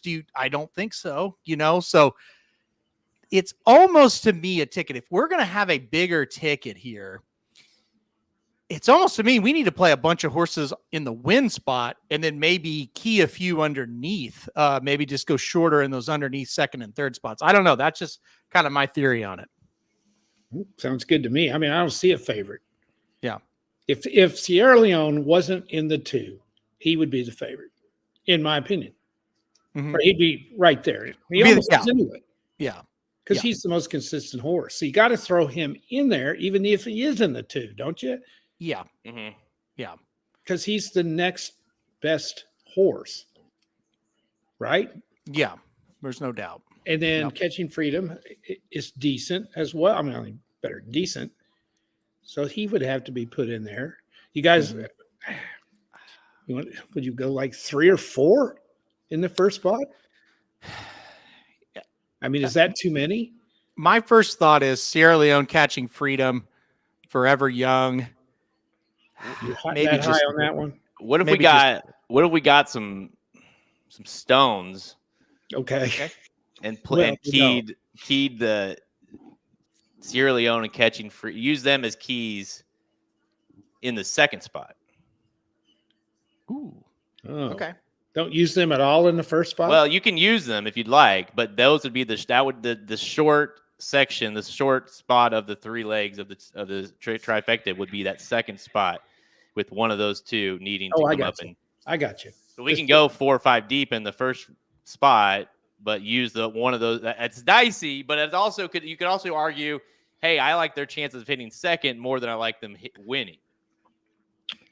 Can I interrupt the program for just a second? I just have a question. I feel like it's aimed to me, and I need to answer it real quick. Okay. Did they announce where WWE WrestleMania 41 is going to be going yet? It sounds like Las Vegas. Oh, I'm so excited if that happens. Okay, back to horse racing. Well, I'm glad we got our priority straight. Yeah, I'm glad we got that in. Can you imagine WrestleMania and the Death Star in Las Vegas? How amazing is that going to be? Can you imagine, Papa Dude? I mean, gosh, I can't sleep. I don't know if I could stand it. I'm so excited. I don't even know where that could. I may not watch the Derby now. I'm so excited. No, I'm ready to look at WrestleMania. That's right. All right, what do we think? Hey, chat, what are we thinking about that strategy? Using a couple horses in. They did announce it is Vegas. Jason says. Can't wait. Oh, it's gonna be awesome. Oh, it's gonna be great. Allegiant so I didn't Stadium? get to hear. I didn't hear what you guys thought of Stronghold. What do you think of them? We like a little bit, not to win necessarily, but 35 to 1. That seems playable. I think you got to put him in there somewhere. Yeah. I mean, he's won some races. His times aren't too good, but the horse, that 18 slot's a problem. But yeah. Well, you look at the choice slots there. I guess Aaron hit it. You said with 8 is probably got the best. He's the best horse in a good post, right? Yep. So you got to use him. Yep. And I guess you got to throw in the Japanese horse. I think at the end of the day, I do think, and I think, Jared, you said it earlier, I think there's going to be a situation at the end of the day when they turn for home, you're going to think for a second. Now, whether he wins or not, who knows, but you're going to think for a second, this 8's going to win the race. Yep. Right? Yep. That's, I mean, in the Bible, if you guys play in the Bible, I do have kind of like I don't know if you want to call it like a saver where it's like him on top, singled. Because it's like, I don't necessarily believe in them all that much to win, but just in case he gets really brave, he's the one that's, I think, going to get, and I think a lot of people are, that's kind of the reason why a lot of people do like the 8 is because it feels like he's going to get the best trip out of a lot of these horses. Yeah, exactly. Yeah. He should. He definitely should. He's got everything you kind of want from a horse that can get out of the gate, get ahead of a lot of the horses, not have a lot of traffic trouble, and then he gets the post draw there. So that's perfect. I still don't think this horse can win it, but I think he's gonna be there with a shot. I just don't know that he's gonna finish the race fast enough to win it. But I think he's there with a big shot. So I think we have to use him. I do. We used him in the other try as well. So I think you got to use him in this one. Okay. I do too. I don't think there's any doubt. Somebody saying stronghold foaming during saddling up. Have not seen that. I'm keeping an eye on him. I did not see that, but I'm not saying that didn't happen. I'm just saying I didn't see it. People are saying Anna Marie was a little keyed up, but seems to be okay now. Walking around pretty calmly now in the paddock as I'm watching them kind of walk through here. All right, so I would be opposed to playing like two. I mean, let's see. Who do you think the two can win? I do. I do too. Two can win. Do you think the three can win? No. Do you think the three? No. Yeah. No. Four can win. Do you think? Yes. Yeah. Do you think just still theoretically can he win? No. No. Do you think Anna Marie actually can win the race? Probably. No, I wouldn't. I'm okay with letting him beat me. Yeah. Although I do like him. Yeah. Agree. He could upset him. Yeah. Just a touch we have to use in the top spot. Definitely. Yeah. Forever Young we have to use. Yep. Do you agree? In the top spot? Yeah. Yeah. It's hit to me out of all those, and I even use this like in the Bible, like that's my most defensive play on top. Just don't necessarily believe in him, but at the same time, I'm not going to let him beat me on top. Track Phantom, I don't think we think he can get the distance. Probably not. West Saratoga is way over bet. Endlessly no. Domestic Product, do you have any hope that Domestic Product can actually win? I just don't. No. I don't think he can win. No. Okay, remember, this ticket is not including Fierceness. Yes. So no Fierceness here. Stronghold, do you think Stronghold, Resilience, Society Man, Epic Ride, any of those can actually win? I think in a perfect world, I think Stronghold can win this thing. I really do. If we need to cut one, if we need to cut one, maybe we put him in second and third instead. But he really has grown on me over the last week or so. Yeah. By the way, just to jump in real quick, jockeys are coming out of the jock room now and heading towards the paddock again. Always just a cool scene. Other than Saratoga, you just don't see the crowd lining up to cheer on jockeys, but here they all come. Just a cool scene as they walk down the steps here at Churchill Downs into that new paddock. So that shows you we're getting very, very close to Riders Up. I don't know about you guys, but the stomach is starting to churn. Yep. It's that anticipation. You got to think some of these guys, especially a guy like Keith and some of these younger guys, like, boy, this moment here. He's got to be nervous. I can't help but love Keith Asmussen. And guys, if he's nervous, he ain't showing it one bit. He's smiling from ear to ear. He just gave a thumb up to the camera. He's waving at people. This kid does not look nervous to me. Now, when you get on that track, could be different. Look at he's smiling ear to ear to this camera. This kid doesn't care. Nervous. He's not nervous. He might not be. He's been. I don't think he is so much. Well, I'm sure he is, but he's going to enjoy it. Yeah, I think he's got ice water in his veins, man. I listen. Jared said it. I don't know how long the guy can ride. He is very tall for a jockey, but he's been pretty impressive. I know when Keith first came in, I was like, well, he's Steve's son, and he's going to get mounts. He's turned out to be pretty darn good. Well, yeah, he's won some big races. So. All right, so here's a ticket idea. Oh, okay, here we go. Let's get serious. I've got on top 2, 4, 8, 11, 18. Okay. Yeah. Listen, we can go in second, 2 and 4. That's it. Okay. And then in third, I've got the same horses Halterman we used in those second and third legs: a 2, 4, 6, 7, 8, 11, 18, and 19. That is a $24 ticket. Okay, let's do it. Put it in. How we feeling, chat? Need that 18. We got the 18 in first. We got the first 18 in third. Yeah. So we are keen. Is there any horse that you want? I mean, what would be one more horse? Let me just look. It'd probably I would double it, I think. Yeah, if we use like the 7, it'd be 30. Go to 39. So yeah, 39 is the number. It gets higher after that. So yeah, you gotta take a stand somewhere. I like one of those. I mean, My thought process is simple. It's that I would feel better. We do have the tricky part is if the 2 wins the race, then you're banking on the 4 having to get second. I mean, That's true. that becomes a little dicey. That doesn't happen very often either. Have both closers come in and win the thing or get first and second. That's right. Well, the good news is we have that other ticket with Fierceness on top. So that kind of covers us a little bit. For doing that, are we just pissing away $24 here? No, I don't think so. Now we could add the 8 into the second spot. If you wanted to make a scenario of, okay, the 8 goes really far, or even if you want to get there, take the 17 and it gets to about $40. Okay. So it's really up to you guys if you feel like the 8, either one. 24 gone. It says, who would be the horse, chat? Who is a horse that one of these like quote unquote, the logical ones not named Fierceness is going to run down at the end of this race? Who is it? Is it Fierceness? Is there a scenario where Fierceness runs his race and gets beat? I mean, maybe not his race, but runs a good race. Maybe not his A+ race, but runs and gets second.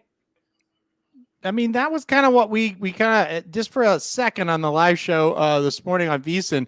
We're like, is there a scenario where he gets second? And we both Patrick and I both just said, I don't think so. I think if he runs that race, even if those horses improve behind him, if he runs the A race, he's winning this thing. So, and if he doesn't, then you're not going to have to watch him because you're going to know pretty quick he's not. So I don't think so. I don't think, famous last words, I really don't think putting him in a second or third spot makes a whole lot of sense. No, I don't either. Could we slide another one into the 2 slot?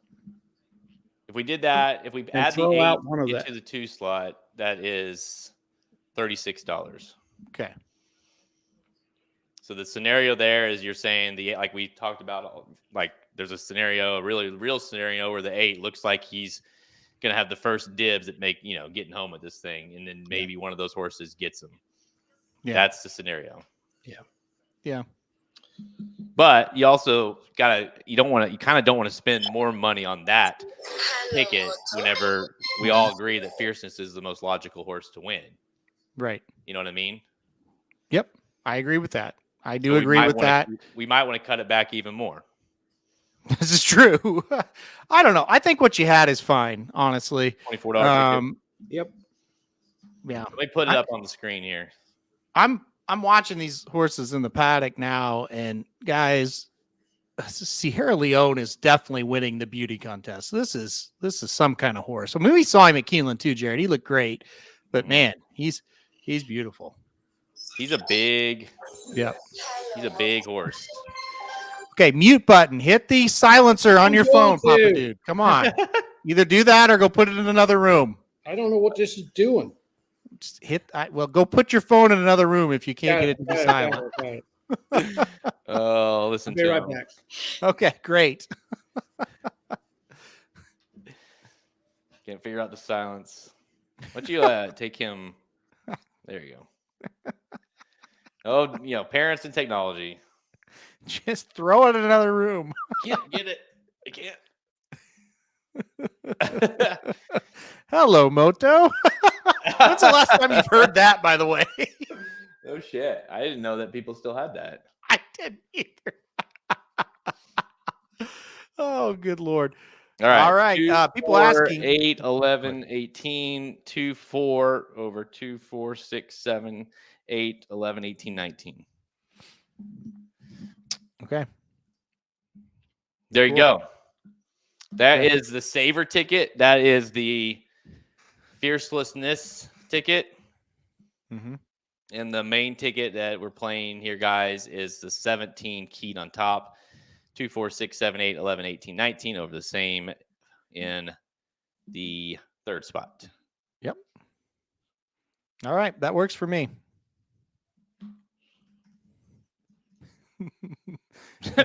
What year is it? I know. Heather texted me and said, I thought it was one of Jared's kids playing with a toy in the background. Nope. Not me. I did it first too, and then I looked and I saw him. Phil, here he's back. All right, you good to go now? I don't know. I'm so screwed up. I don't know whether I'm coming or going. Jared, All right, knows, 12. Jared knows the feeling. 14 minutes to post now. The Kentucky Derby. I saw somebody ask. We got 14 more minutes to go. They're getting ready to call riders up. All the jockeys are standing around and waiting here. It looks like everybody, from what I've noticed as we've been talking, has been behaving okay. So that's always good. That's always good. I'm gonna put these. You take over a little bit. I'm gonna put these tickets in for us.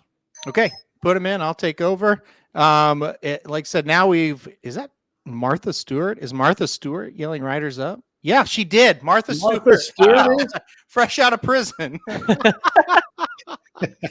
Look, we had Winona Judd right and now? Martha Stewart today. So that's I can't. I don't want to take credit because someone said in the chat. I don't know who said it. But it's a way to go, Churchill, for being relevant this today. With Winona Judd and Martha Stewart. I mean, two names that I would have put first on the list for being on the Derby telecast here. So yeah, well done. yeah, unbelievable. Winona Judd. She sang the national anthem. Yeah. Oh my God. Well, we were sitting here watching it. I said, right when the show opened, they were singing the national anthem.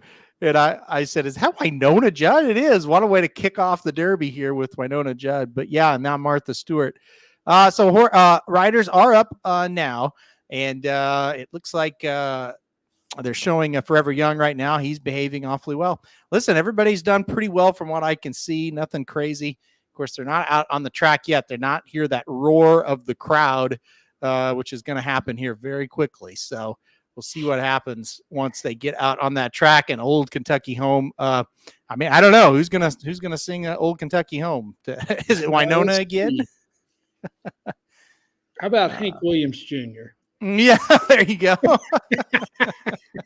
Willie Nelson. Here comes Old Kentucky Home. All right, we're 12 minutes to post now for the 150th Kentucky Derby. How incredible. 150 times they've ran this race coming up. So 12 minutes to post here. And it looks like they're starting to head to the track now. So we'll kind of keep an eye on everybody. You never know. Some of them could act up. And if you act up early, it could cost you in the race. We'll see what happens. Fierceness is going to win. Well, we'll see. Okay, I hope so. Call to the post now. Historic call to the post, Churchill Downs. They'll come out of that paddock for the first time, the new paddock, I should say, for the first time. They're heading down the tunnel now. This is almost better than the race when you're there live, this aspect of it. It's a very chilling situation. Those horses amongst 180,000 screaming people. It's really quite the moment. And then the gates break, and it's a better moment if you win and not if you lose. So we will see. Well, and it's when you're there and you've been waiting forever. It seems. I mean, yeah, it feels like forever for us too here. But when you're there and you've had to sit on your spot or whatever it is on the rail because you have to get your spot before the 11th race.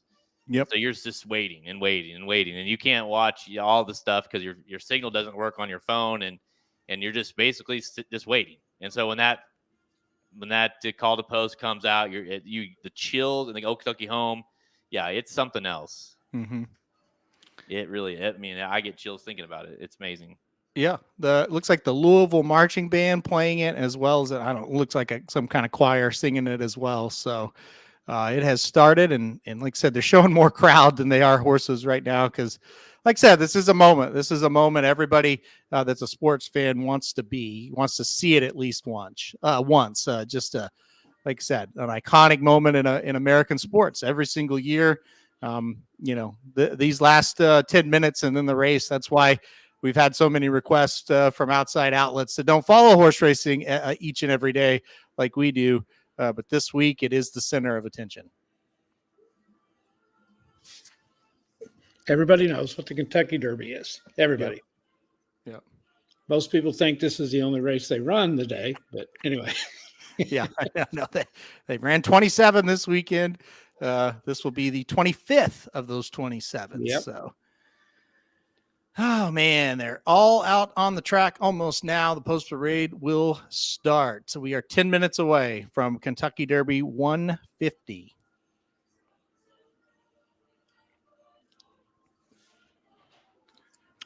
just out of curiosity, guys, because I don't know the answer, are we going to show the race live or no? Yeah, we're going to, I think. Okay. Yeah, we outbid NBC for it. Okay. Yeah. Good. Yeah. Good, we good, got, good. Yeah, we are Good, live good, good. for that, but we're going to do it for you guys.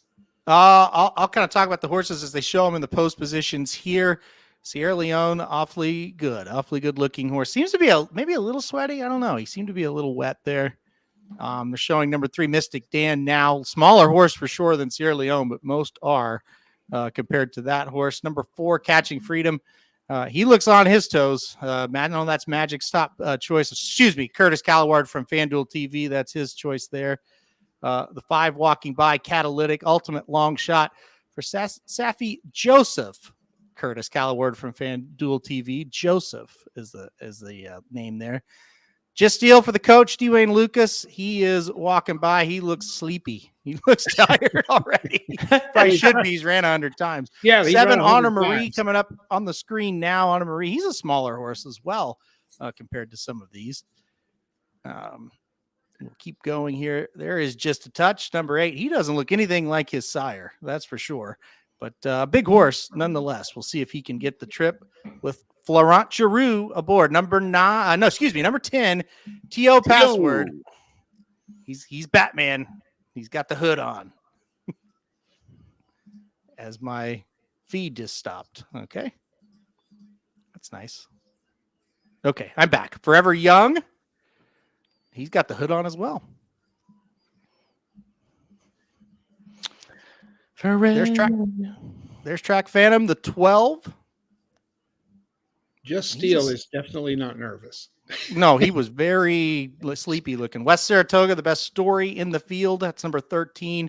Paid $11,000 for this horse. So unbelievable.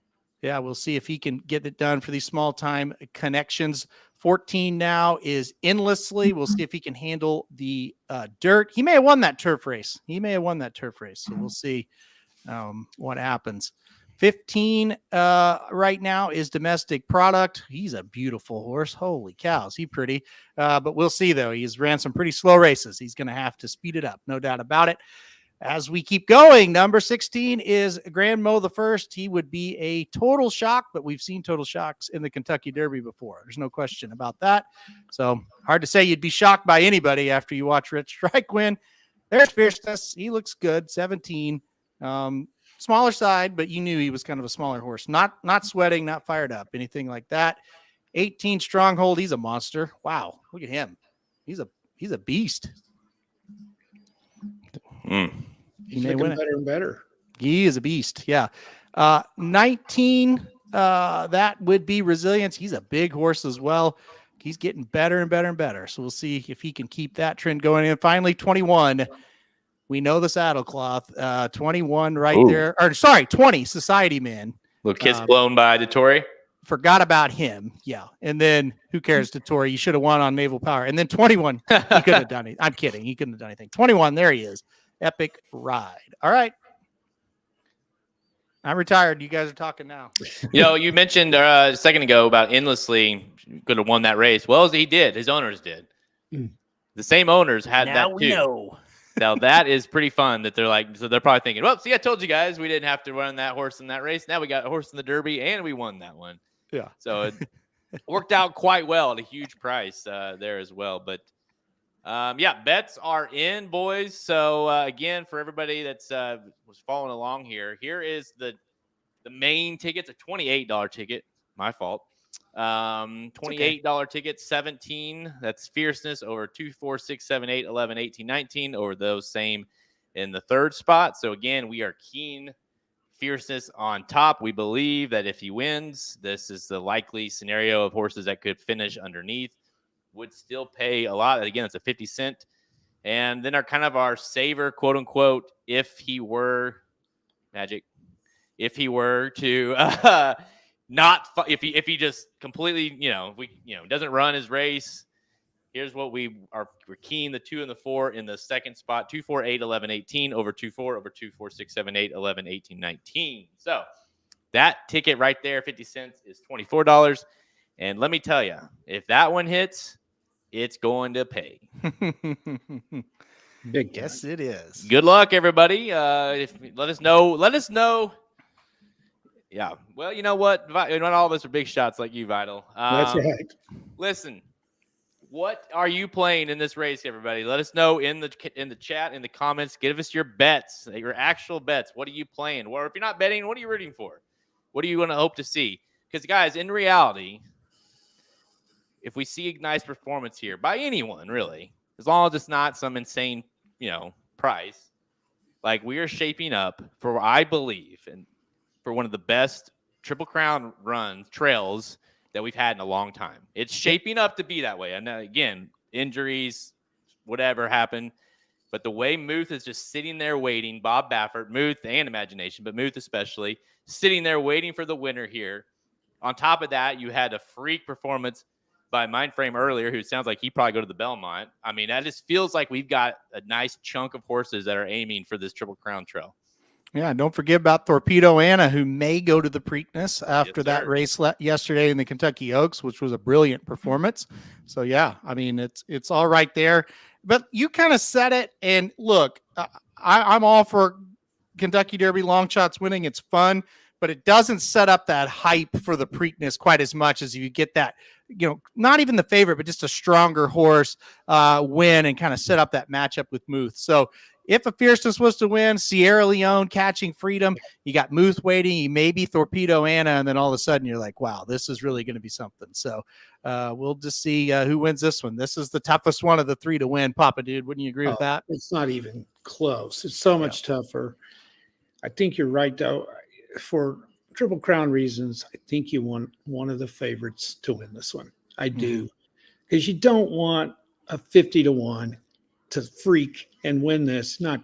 It's not going to be a Triple Crown this year. Right. I think that's what you're trying to say. To have that Triple Crown excitement, you want one of the favorites here to win. I mean, if you're betting and you're betting long shots, then you don't want that to happen. But for racing purposes and for the industry as well, I think you need Sierra Leone or Catching Freedom or Fierceness or even the Japanese horse to win, because that would be a good story. Oh, absolutely. Yeah. Forever Young was to win very nicely here. That'd be a huge story leading up to the next race for sure. Yeah, we are now 1 minute away. Man, this has flown by all of a sudden. It was dragging for about 10 minutes, and now we're almost there. So who's going to win? My mom wants to know. I believe we have our bets are on the 17 Fierceness at 3-1. So down to 3-1 now. He's going to either win or he's going to finish. We'll know pretty quick with him. He needs to break well. He's going to draw from the 17 post, but he's coming out the 16 hole. So he's going to come out wide. But if we can get in a good spot, if he's in like the first, he's got to go first place or like top 3 or so in that first turn, then he's going to be tough to beat. So if it's not him, we like the 2 and the 4 as well. Okay. Mom's got to get her bet in. Would we bet the 2 if it wasn't in the 2 slot? I probably would not play the 2 to win. Really? But that's the one I'm most scared of. Yeah. I don't think he can win from there.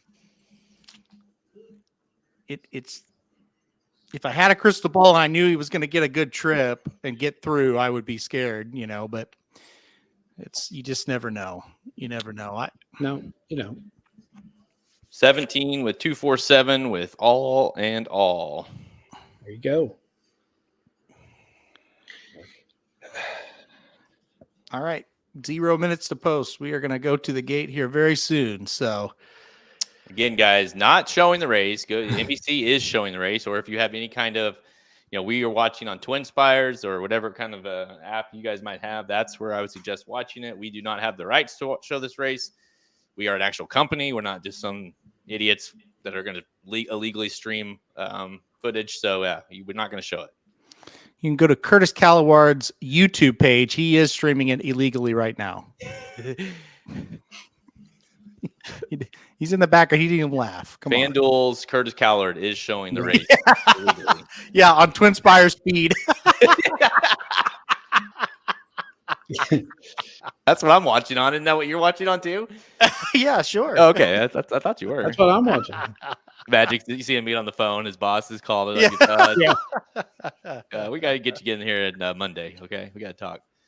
We're kidding. Right. We're kidding. They are approaching the gate now, so no more kidding around, Jared. This is serious stuff. Yep. Ah, Lord.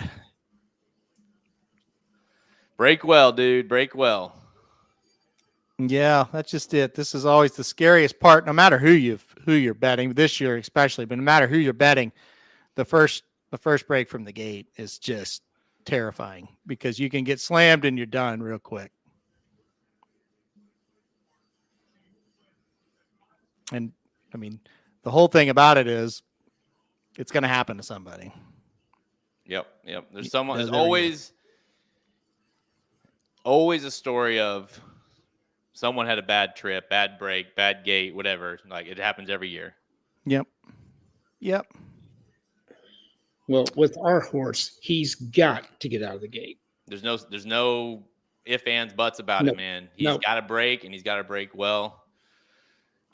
If he does that, again, you guys, we'll be telling you what's happening in the race. We'll give you our live reactions here.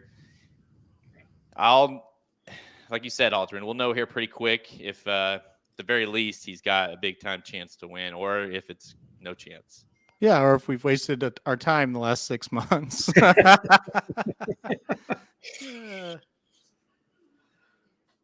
Oh, Lord.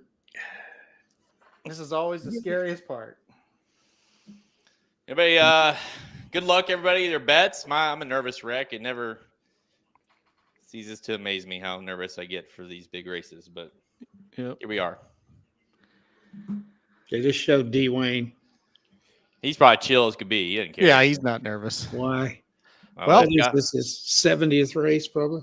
One to go, and we are going to run this thing. One more horse left. I'm watching the 17 and hope he doesn't stumble. Yeah, I know. Me too. Just get out of that gate, big boy, or little guy, whatever he is. Yep. Come on. Open that thing. 11. Forever Young being the last one into load. Yeah, well, the Epic Ride, they still don't have him in yet. Oh, they're moving him through the gate now. So.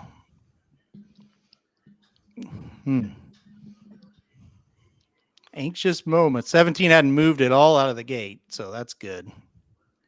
Okay, they're all in line. Come on, JV. Oh, he popped up. He hopped. He's all right. He's okay, though. Yeah, he's fine. He recovered. Yep, all right. He's narrowing it in there, going inside. Oh, he's okay. There you go. Good job, V. Good job, buddy. He's going to have a little bit of pressure to the outside, but he's good. Dude, if this is about as close as the Nyquist first run as we were watching earlier. He has no excuses. We said, same similar pace setup, very quick early, but you got it in that position. Track Phantom setting the fractions just still. That's a little surprising right there as well. But listen, he's got no excuses from here, guys. No, the two horses he's with, he's better than both of them. That's the good news. Yep. Come on, dude. Who is that? Strongholds up there close. Yeah, and the threes up there close. This pace is not fast. He should be able to be just fine. So let's just hope he's the horse, guys, because it's a great trip. Guys, let's just not forget he is immensely better than anyone in this field when he runs his best race. That's all we need to see here. Come on. There he goes. Just fire from here. Come on. Who's this one coming up on the outside? Oh, no. Come on. No. 11. Johnny, come on. He's getting swallowed up, guys. Yep, he's beat. God damn it. Oh, he's got hit. Shit, he is. Hit again. Knocked inside. Mystic Dan on top. Mystic Dan's ahead. Mystic Dan is ahead. I'm never going to hit the end of it if he wins. Forever Young is coming on strong. Can Mystic Dan? Here comes Sierra Leone. It's going to be tight, guys. It's going to be really tight. I think it is. He got it. I think Mystic Dan. He won it. One of my best friends picked that horse. I told him it's crazy. Wow. Final time for the race, 2:03.34. A very, very slow Kentucky Derby. Mystic Dan. McPeak sweeps the Oaks Derby double. Unbelievable. Wow. If you bet Forever Young, if you bet Sierra Leone, you want to puke right now. Yes, you do. They fired. They were bumping each other the whole stretch. If you watch these two horses fighting it out, and Mystic Dan, the 3-horse, holds on. And look what's behind him, Catching Freedom in 4th. It's a try. It's an exacta. It's everything. If Mystic Dan is out of it, that was unbelievable. Slow-mo here just to make sure. I'm pretty sure it is the 3. Oh, wait a minute. Hold on. This could be the 2. Could be. Wicked Bob. Yep. Wow. If this 2 got up, I have the exacta. I was watching NBC. I am watching it. I don't think they know. If the 2 gets up, we have the exacta in the just a bad Bob. Guys, this is wickedly close. Man, you just missed this crazy good race. Oh, you can't tell. 17 still running, yeah. Was it the 3 or the 2, guys? I don't know. I feel like it was a 3. Look at this right here. 17? I think it's a 3. Oh! I think it might have been the 3, guys. I do too. Yeah. Yeah, it might be the 3. Oh. Just wow, tell you what, was that inside horse is close too. I mean, he's not there, but Oh, I believe it's a 3. I think he got it. I think the 11 and the 2 caused themselves to lose by just banging into each other the whole stretch. I do too. That is disgusting. They're showing the 3 right now. Yeah. It is the 3, Mystic Dan. It is not official. It is not official, but Mystic Dan, it looks like, has won the Kentucky Derby. The jockey just acknowledged it. He just saw it. I don't have a lot of words right now, especially considering I had that exacta the other way. I just, oh my gosh. Well, hopefully, I had some. If some people that played in the Bible, I did the Holy McPeak double, and I told you to play the McPeak double, which I thought was insane. It freaking hit. Well, we now know he doesn't need to slop. Wow. Oh my gosh. They just showed the slow-mo. It is so tight. Did he get it? Yeah, he got it. Okay. They still are saying it's unofficial, but they're interviewing McPeak. I think he's got it. I tell you what. He came up that rail and just shot past him. Yeah. What is McPeak feeding these horses right now? My goodness. Like, to come out of nowhere and run, not only did he win, but he won with Mystic Dan, who, by the way, guys, was awful last time out. Yes. And he just kind of got like, I need to watch the trip back. Where did he sit midway? Yep, there you go. 3, 2, he was 11, on that rail 4. all the way. T.O. Password gets 5th. The Japanese finished 3rd and 5th. Oh my goodness. Pretty good. Poor Chad Brown, too, guys. Poor Chad Brown, who yet again is not got that win. And golly, okay. So again, there's so much to unpack here that, 20 horse race, you got to watch it multiple times. But did Sierra Leone, where was he? I was watching Fierceness pretty much the whole time. Where did he come from? Did he come from the clouds? It looked to me like, and I'll have to watch it back, he just kind of stayed back, got a wide trip, and made his run.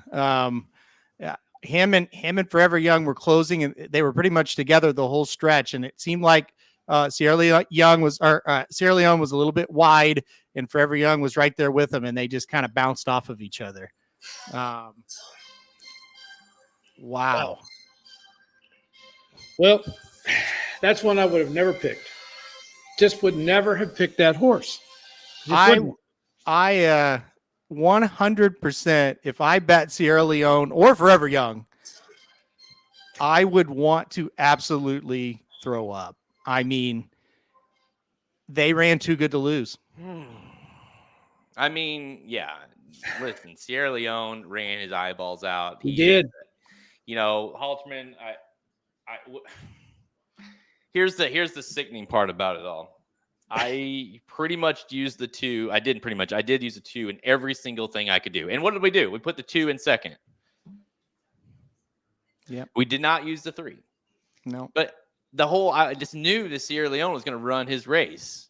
Yep. And didn't think it'd be quite good enough. I did not believe Mystic Dan. We had the 11 in third. We had 2 in second. Just never believed that Mystic Dan could run that race. Yeah. Again, I used them in a few spots underneath. I had a 2-7. If you guys played the Bible, I had 2-17 over 3-7, 8-14, 18. So 2 gets up. We hit the exactly that thing pace stacks. But I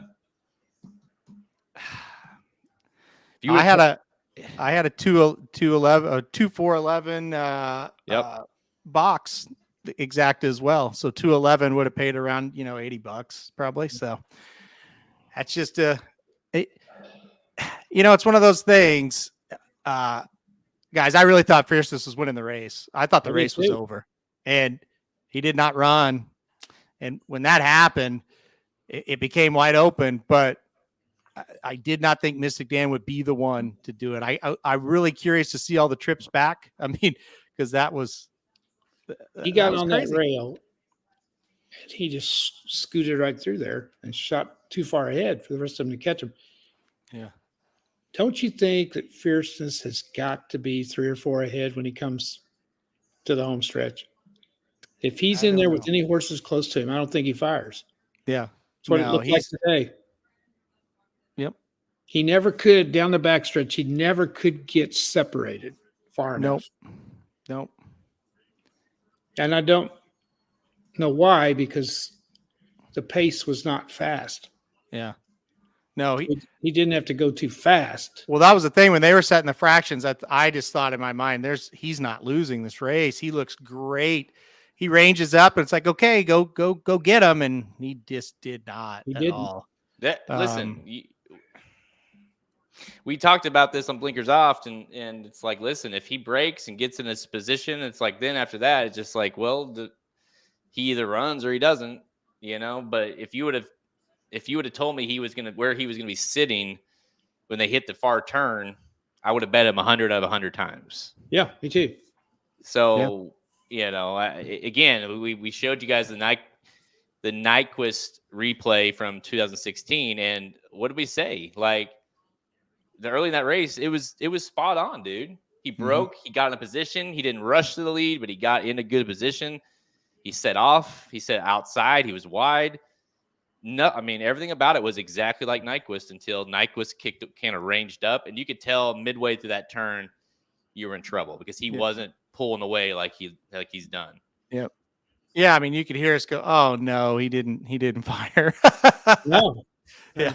As soon as he made that turn, he quit, or he just didn't have it, or whatever. Oh, what a brutal!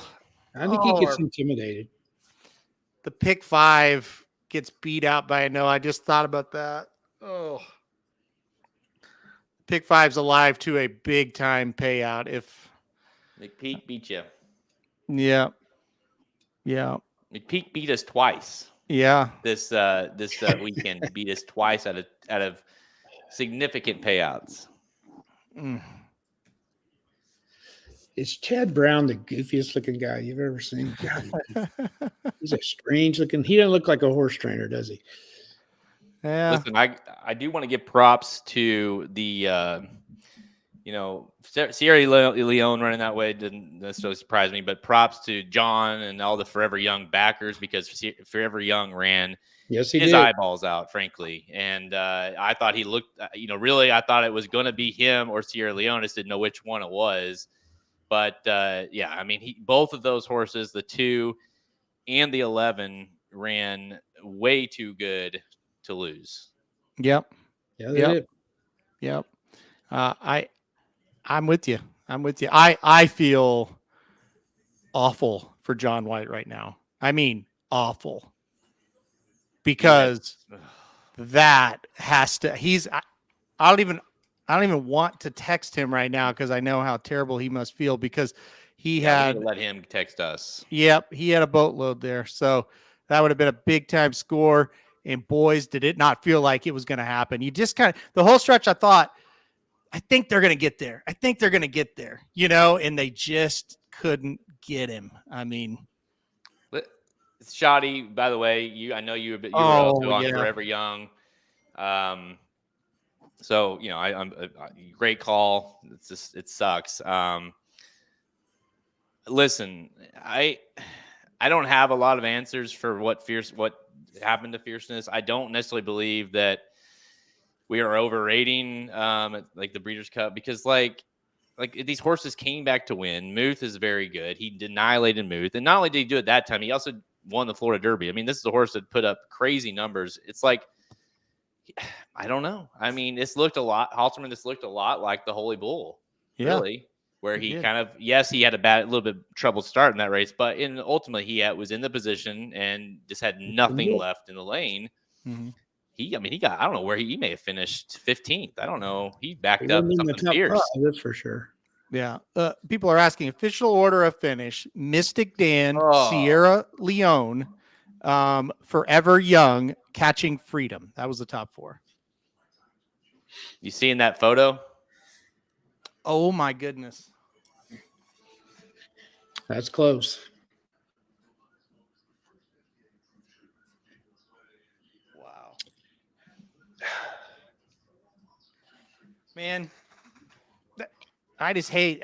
Gosh, that's just crazy. I hate that the pick 5s beat because of that. I mean, that is just.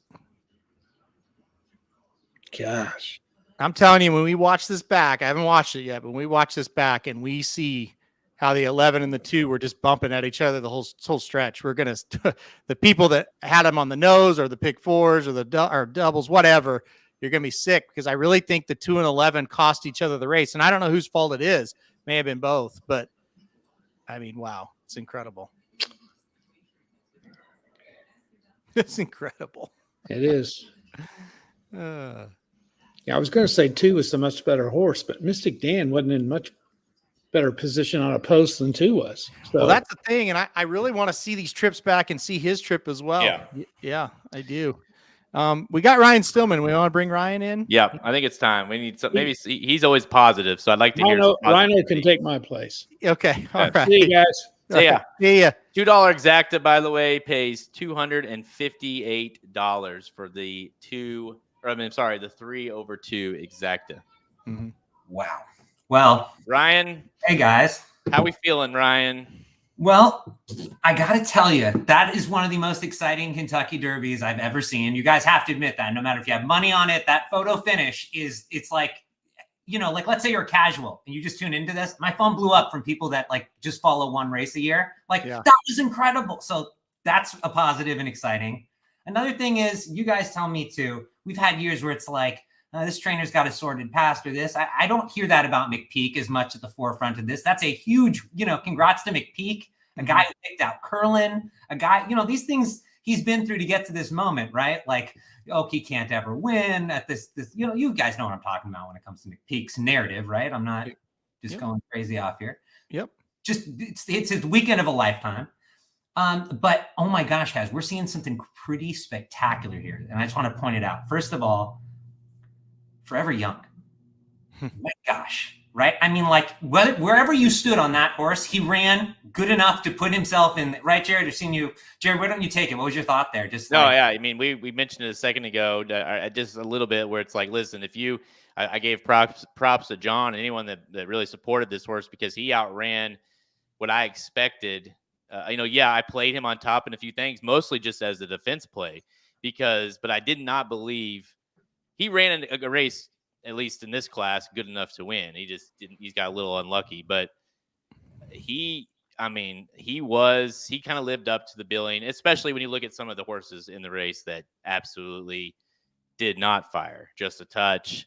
I mean, Catching Freedom ran his race a little bit, but Dornock, I mean, Fierceness, I mean, the list goes on. Like he had the billing and he lived up to it.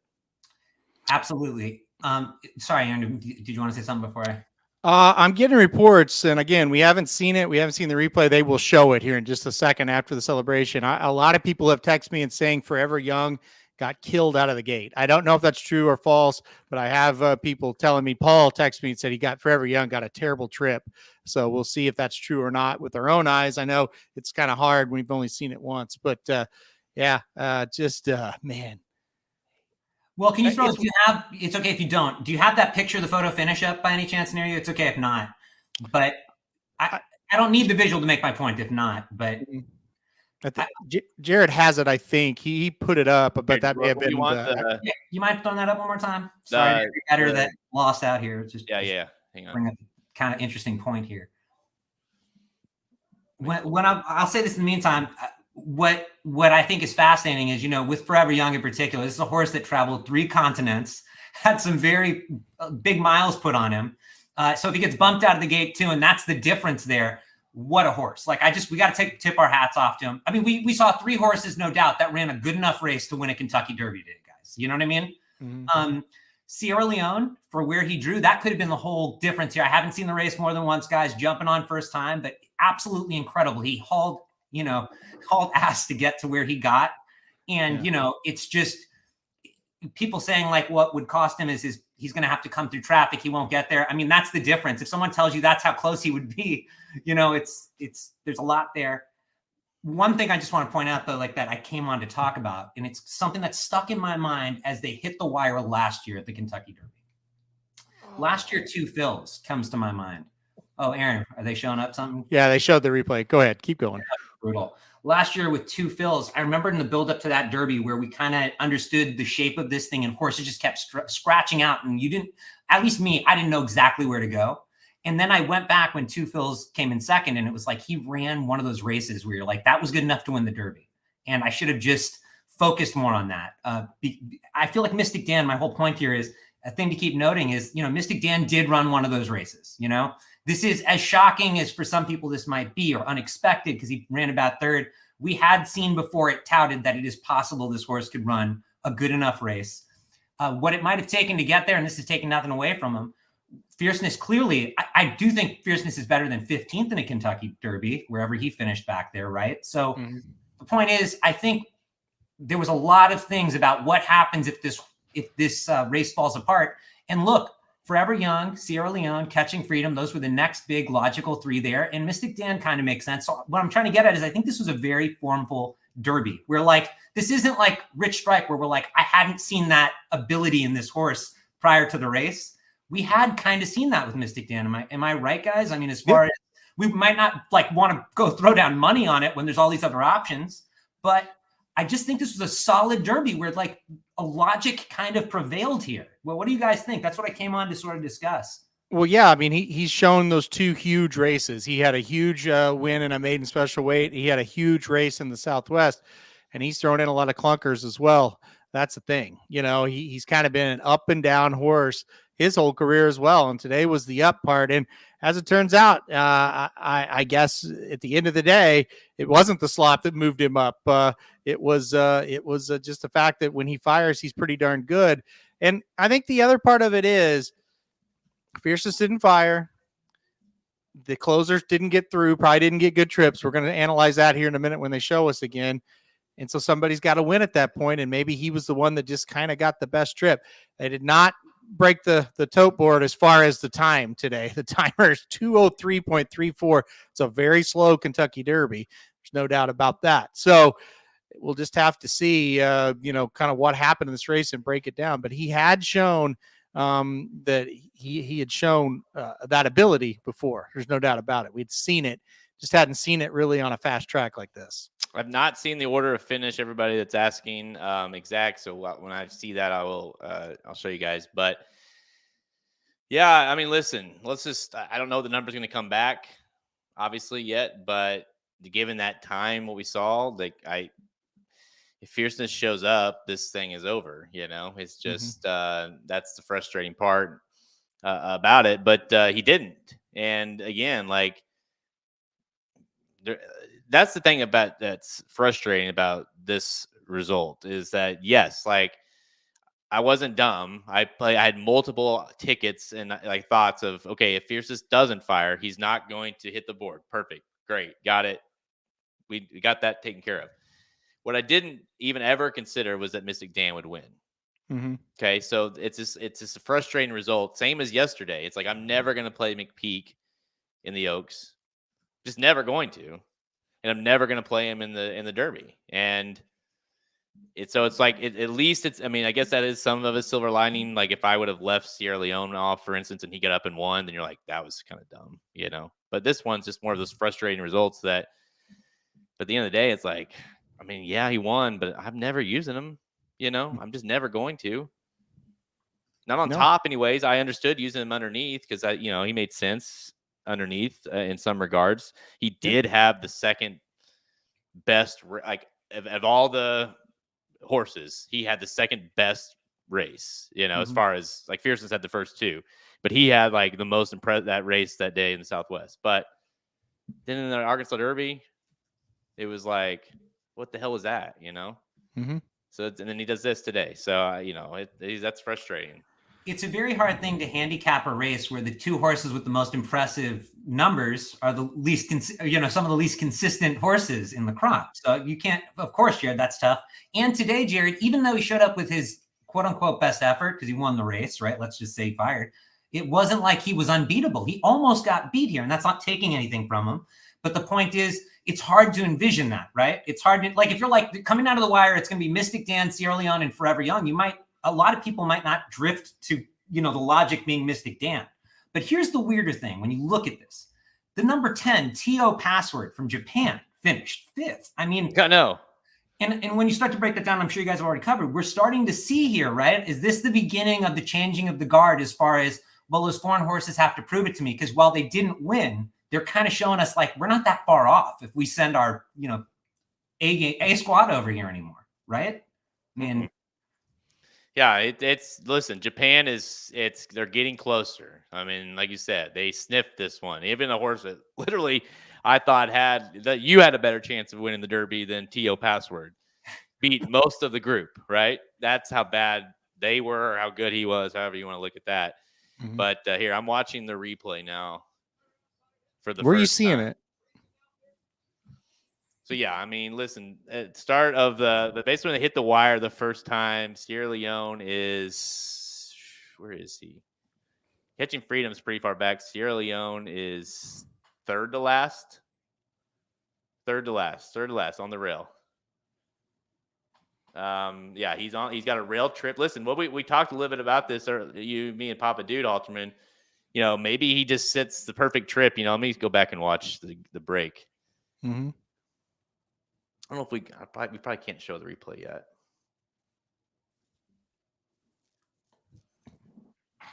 Yeah, he breaks well, and then there's really no rush to get him in a position other than get and all the horses around him. Mystic Dan went, and he really never had any issues whatsoever. He just kind of sat back there and got the rail trip. The two did. Let me see the 11. Let me ask you guys something. If you were to tell everybody who follows the sport day in, day out, Fierceness is going to be where he is, breaks how he does, and goes into the positions that he gets into, what would people be saying? Wouldn't he be an easy, hey, this is a slam dunk? Because what's going to cost him would be that he doesn't break well, or this, right? I mean, so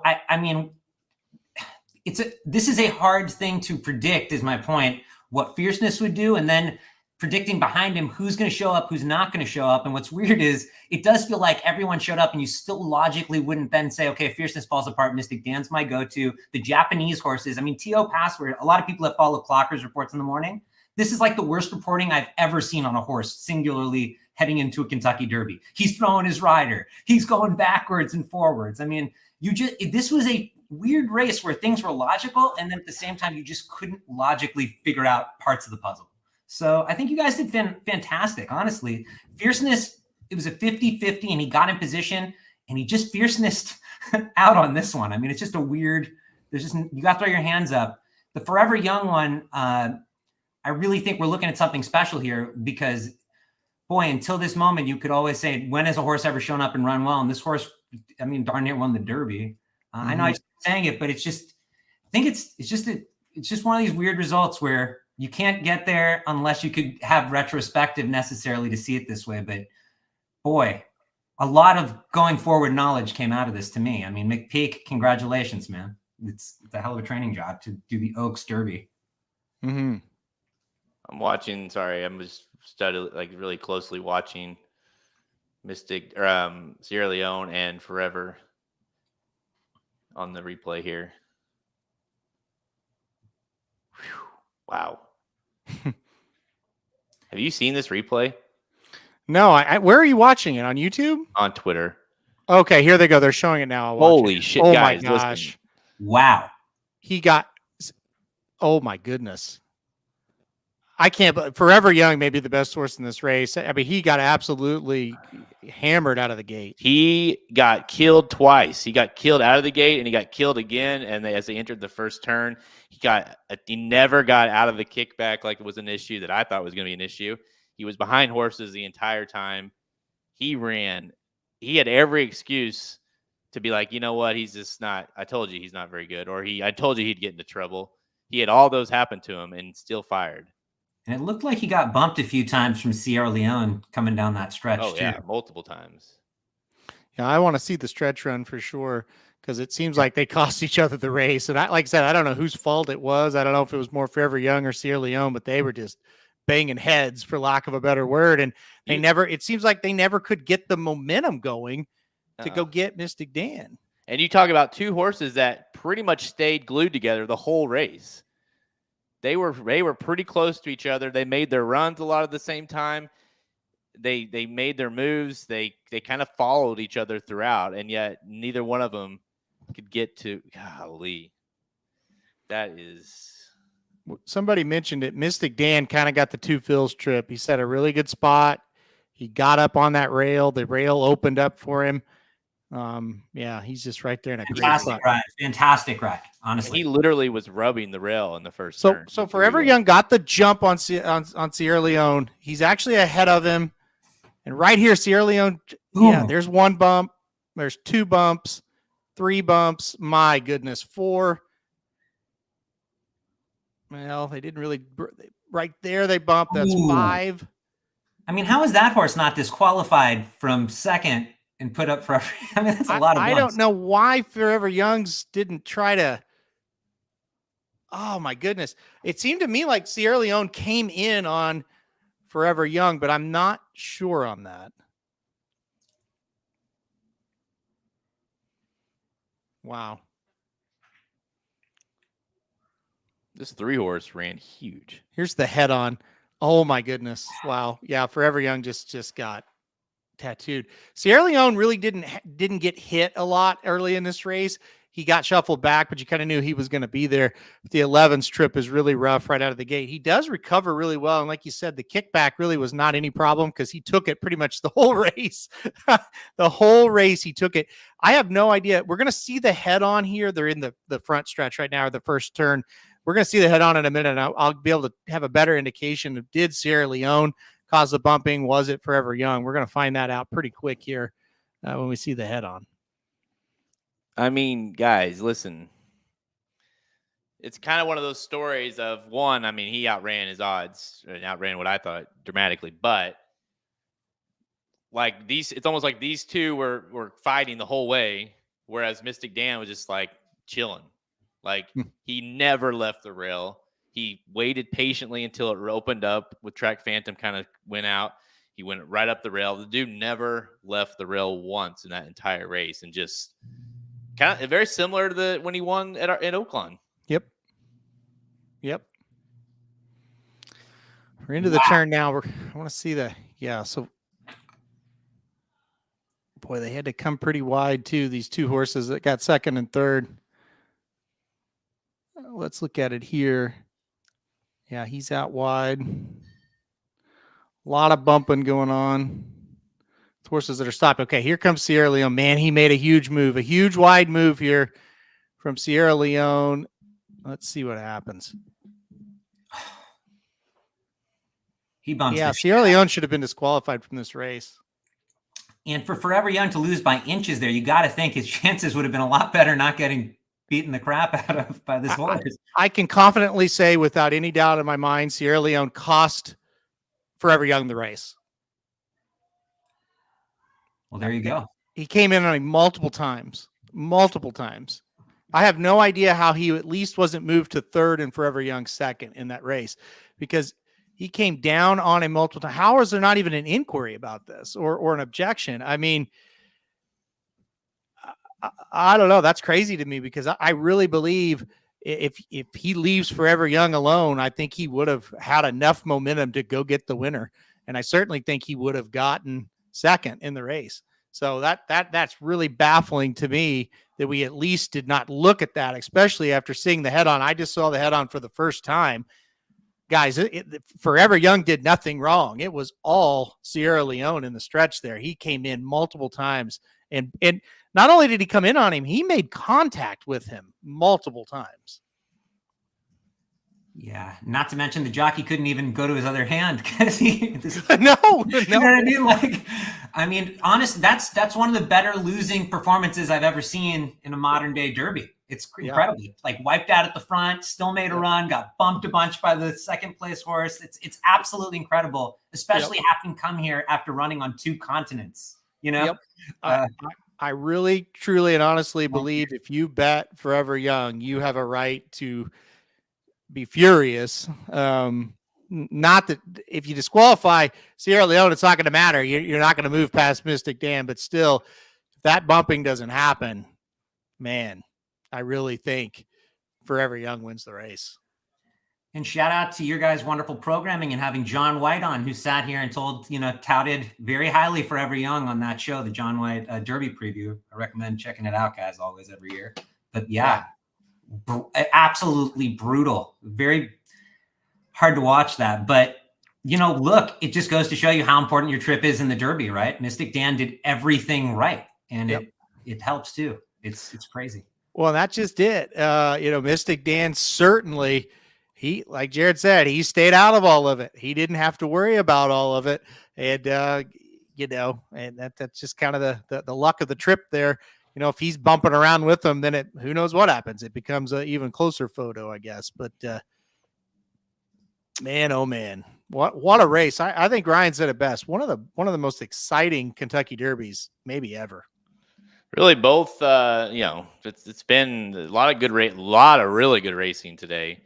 Unfortunately, we haven't been on the positive end of that a few times, but that's that. So be it. But listen, this is a very frustrating result. Well, one, I want to ask, what are we doing? Like, now that there's the talk of Torpedo Anna being in the Preakness, well, he's not going to run both of them, is he? I wouldn't think. No. If he does, bet the one that's a cheaper price with McPeak. That's what you need. No, I don't think so. I don't think he runs them both. I mean, listen. I don't know. I mean, would you be surprised if Fiercest wins by open links next out? No. Like he's just, I don't know how, like his pattern, and that was like kind of a deep down concern, just like maybe he's got this weird pattern of good, bad, I don't know. But it was due, I guess he technically was due for the bad, but I mean, I don't know how you bet this horse. I also don't know how you toss him at this point. He's wildly frustrating. It's got to be the most. We talked a lot about that with John. It's like I asked John, I was like, "Hey, is this like the most like frustrating, weird favorite of all time?" He's like, he couldn't think of another one that like was that strong of a favorite or like morning line favorite, but also the same breath could run 15th. And guess where he ran? Yep. Yeah. No, today was the most frustrating yet because it was there for him. And by the way, the horse that won the race was sitting right there. I mean, he was inside of him a little bit, but he was sitting right almost in the same spot. So it wasn't they went too fast. It wasn't anything. It was they turned for home and he didn't run. And he was setting, he was running fractions that he could run and still, gallop home and win that thing. I really thought that was a horse that was getting ready to really take it to the house, as we like to say, right? But he just did not fire again. So I would think I don't know. I mean, I think he's one of those horses you just kind of use him. You don't play him to win anymore, and that's it. Any guesses? Anybody? You don't look at the chat because I'm sure someone saw it. Any guesses who got last? And let's see. I didn't see it. Guess. I didn't see it. Okay, take. Do you both take guess? I'm gonna bring it up on screen here in a second. I have the order. Fierceness. Yes, would be my guess at this second. You're guessing Fierceness. You guys are wrong. Okay. But it was a very hyped horse. Okay. You can't see Just a Touch. Just a touch. Just a Touch was last there. Just a Touch was last, beaten 53 and 3/4 lengths. You can see there, I think it's 15th, 16th, 17th, 18th. Yeah, 15th for Fierceness. Epic Ride beat him. Domestic Product beat him. West Saratoga. Track Phantom all beat him. Dornick beat him. Wow. Resilience ran okay. Looks like he got up there. Stronghold. Yep. You know, some of these horses endlessly about split the field there. That's probably what you thought. I mean, yeah, man. Crazy. Well, let's look forward to the Preakness for a second, guys. So what do you guys do with Mystic Dan going forward? I know Moose is going to be the pick, I would think, right off the top here, but do you give him a chance to hit the board? Do you like him going forward? I mean, to me, it's an exciting Preakness, right? We might see the Oaks horse there for all we know. Probably not, but any thoughts at this very second yet, what you're going to do with Mystic Dan going forward? Well, you got to go Preakness. You know, he won the Derby. I think he'll go Preakness, and we'll see. He'll have to take on Muth. That'll be the next challenge for him. I mean, that should be interesting, right? Yeah, I still think it's going to shape up for a really good Preakness, just because you do have Muth kind of waiting in the wings. The owners even said, like, basically this race doesn't count because we're not allowed to be here. So you're going to have that kind of villain aspect to it already, of Muth joining in. I would like to have seen Fierceness win, so you can have that rematch there. But I do think we're going to see probably one or two. Would you run like Sierra Leone, or what do you think about Forever Young? Or I haven't heard anything. Do you know are they going to stay over here with him? Are they going to, do you think they would run him back in the Preakness? Haven't heard a word. I would think the Belmont would be a real possibility, if not the Preakness, if the plan is to keep him over here, but I haven't heard. Look, he's going to look good no matter where he enters, because he showed today that he's good. He fired despite a lot of trouble. So, well, we know he's winning the Belmont. So no, Mind Frame's winning the Belmont. But no, I mean, yeah, so we'll see what happens. Muth's probably going to be the favorite, I would imagine, of the Preakness. Sounds like Baffert's going to bring over Imagination and Muth, but of course Muth would be the main horse there. All right, we're going to let's wrap this up, guys. It's been a day. Yeah. Halterman, we'll give you your final thoughts first before we hop out of here. It has been a day. It's been a week. It's always a very busy week around this race. And look, I'd be sitting here with a nice pick 5 ticket these last two races if the 2 or the 11 come in, or the 4 come in. So it is gut wrenching, but I know a lot of people are probably more upset about it than me, even, that had other stuff to these horses. But look, at the end of the day, and congrats to everybody that played Mystic Dan. It's awesome. I just didn't like the horse enough to play to win. So I at the end of the day, it's just not one I was going to get to. Ryan? We saw a classic Derby, whether it was, one of the Secretariat-like performances or not. It's as thrilling as it gets. I think this is the dawn of a new era for Japan. I think the overseas horses are starting to close the gap a lot more. I mean, they were already doing it, but as far as the Derby goes, just to clarify. And I think lastly, look, this is the most exciting Triple Crown season in a while. We have this Preakness looming with Muth out there. What's he going to do? What's Baffert going to do? He's trying to make a statement. And don't forget Saratoga for the Belmont. This is what we live for, guys. And hey, McPeak's not afraid to go run his horse. Let's go hope he somehow pulls it off, because wouldn't it be great to have this adventure keep going and Saratoga be even more exciting and thrilling. We love it. And this Derby lived up to the hype for me. It was incredibly fun. So let's can't wait to do it again next year already. Ryan, I'm going to ask you one question. Uh-oh. Is Mystic Dan going to win the Triple Crown? I'm going to say no right now. but hey, I want to see him try. How amazing would it be? Like McPete can't win, these big ones, the Oaks and the Derby.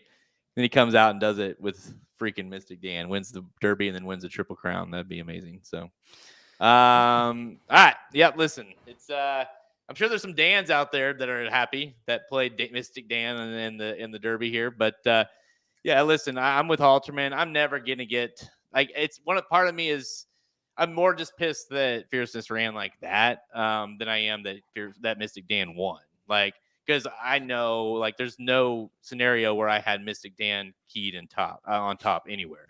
Mm-hmm. Never was going to pick him. I never was going to key him on top. Yeah, I used him in second and third and some different exactas and tries, but I'm not going to use him on top. So that part is similar to the Oaks. I don't feel that bad about losing to that horse because I'm never going to get there. I'm more upset with at least our Oaks horse yesterday, Halterman ran. Mm-hmm. This is just another Derby. It feels like where our horse just didn't fire, and it's very frustrating because, again, I compared him to Nyquist all for weeks now. The replay, if you compare, you go watch the replay of Nyquist, you will watch this replay. The first half of the race, it's identical. The fractions were similar, and I was like, I was happy. It was perfect. I couldn't have been happier with the setup, and then he didn't fire. So that part's disappointing. But you know what?